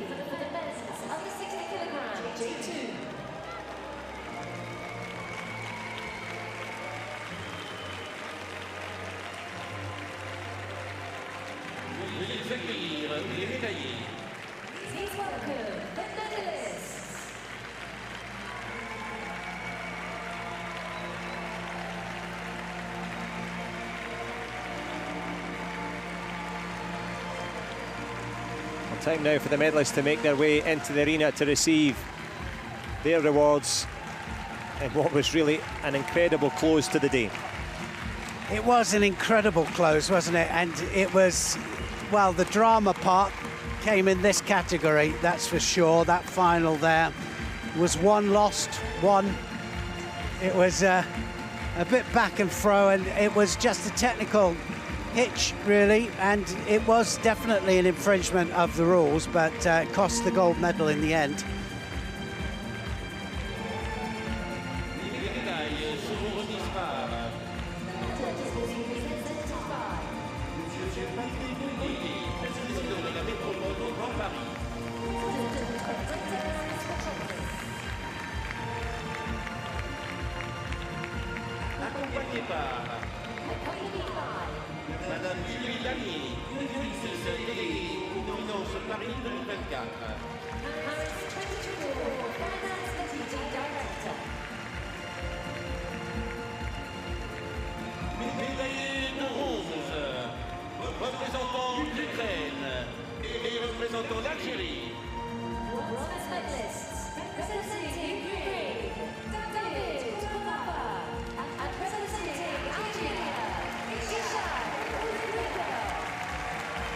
So a brace of bronze medals as they both brace themselves for the evident emotions for Ukraine and Algeria respectively. The experience in the end paying pivotal for David Korava. And an excellent bronze medal to complete an excellent day for Algeria, for Ishak Oldukoudier.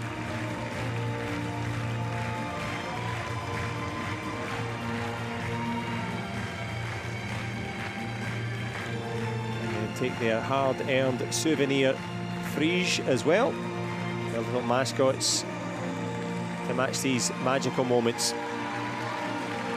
Yeah, I think he looks a little bit disappointed, doesn't he? I think he expected a little bit more, and sometimes that happens. Sometimes the bronze medal is the hardest medal to go for, especially if you've got higher expectations. With those higher expectations and an engrossing final,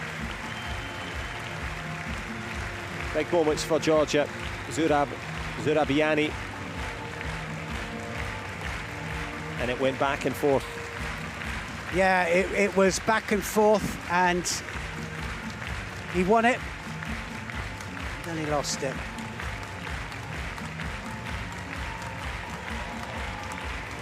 Zurabiani, credit to him, keeping his emotions in check with that excellent silver.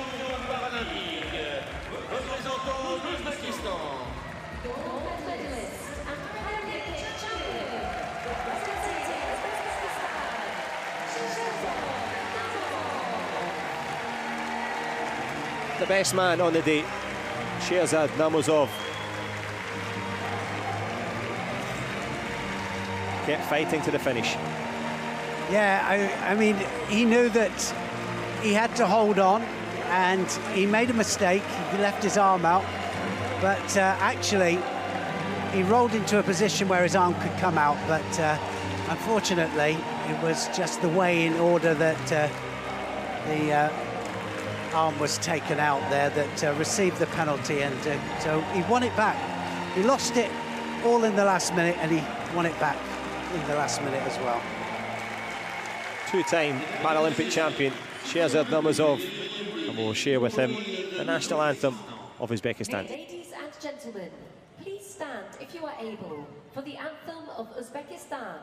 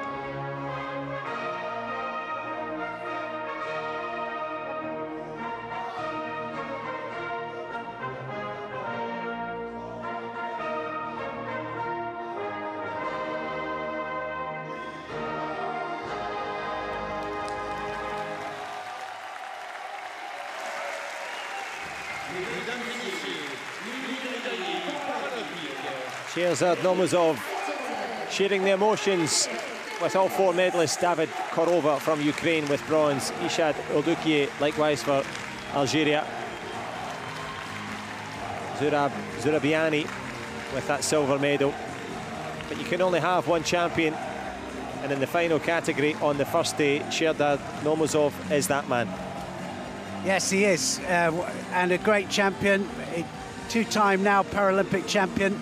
No, that'll never leave him, and big smiles there. Everybody can be friends just for a little while.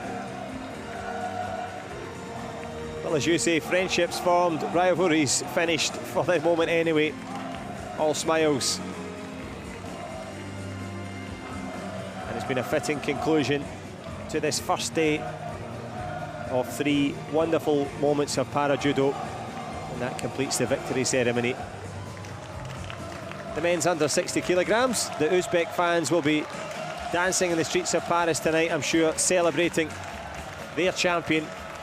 But for you, Neil Adams, celebrating your sport and what has been an absolutely electric first day. Well, we've got 2 more days to go. Hopefully we're going to see equally as many ippons as we've seen today, because that is what our sport's all about. And it's just been a great show all day. Some great performances and some great champions. And great insight from our expert. We'll be joining you again tomorrow, of course, hopefully for more of the same. You certainly can feel it as we look forward to day number 2. We'll enjoy some of the best moments from today.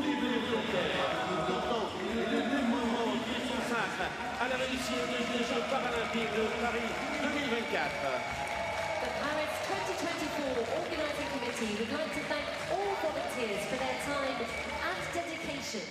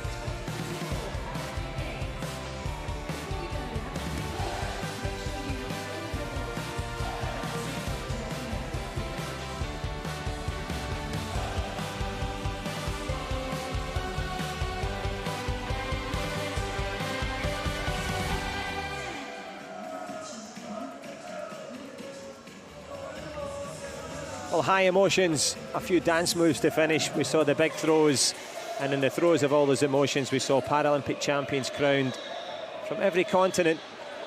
And we saw the very best of para-judo in the company of Neil Adams, our expert. He'll be with us again tomorrow, of course, when we're looking for more of the same.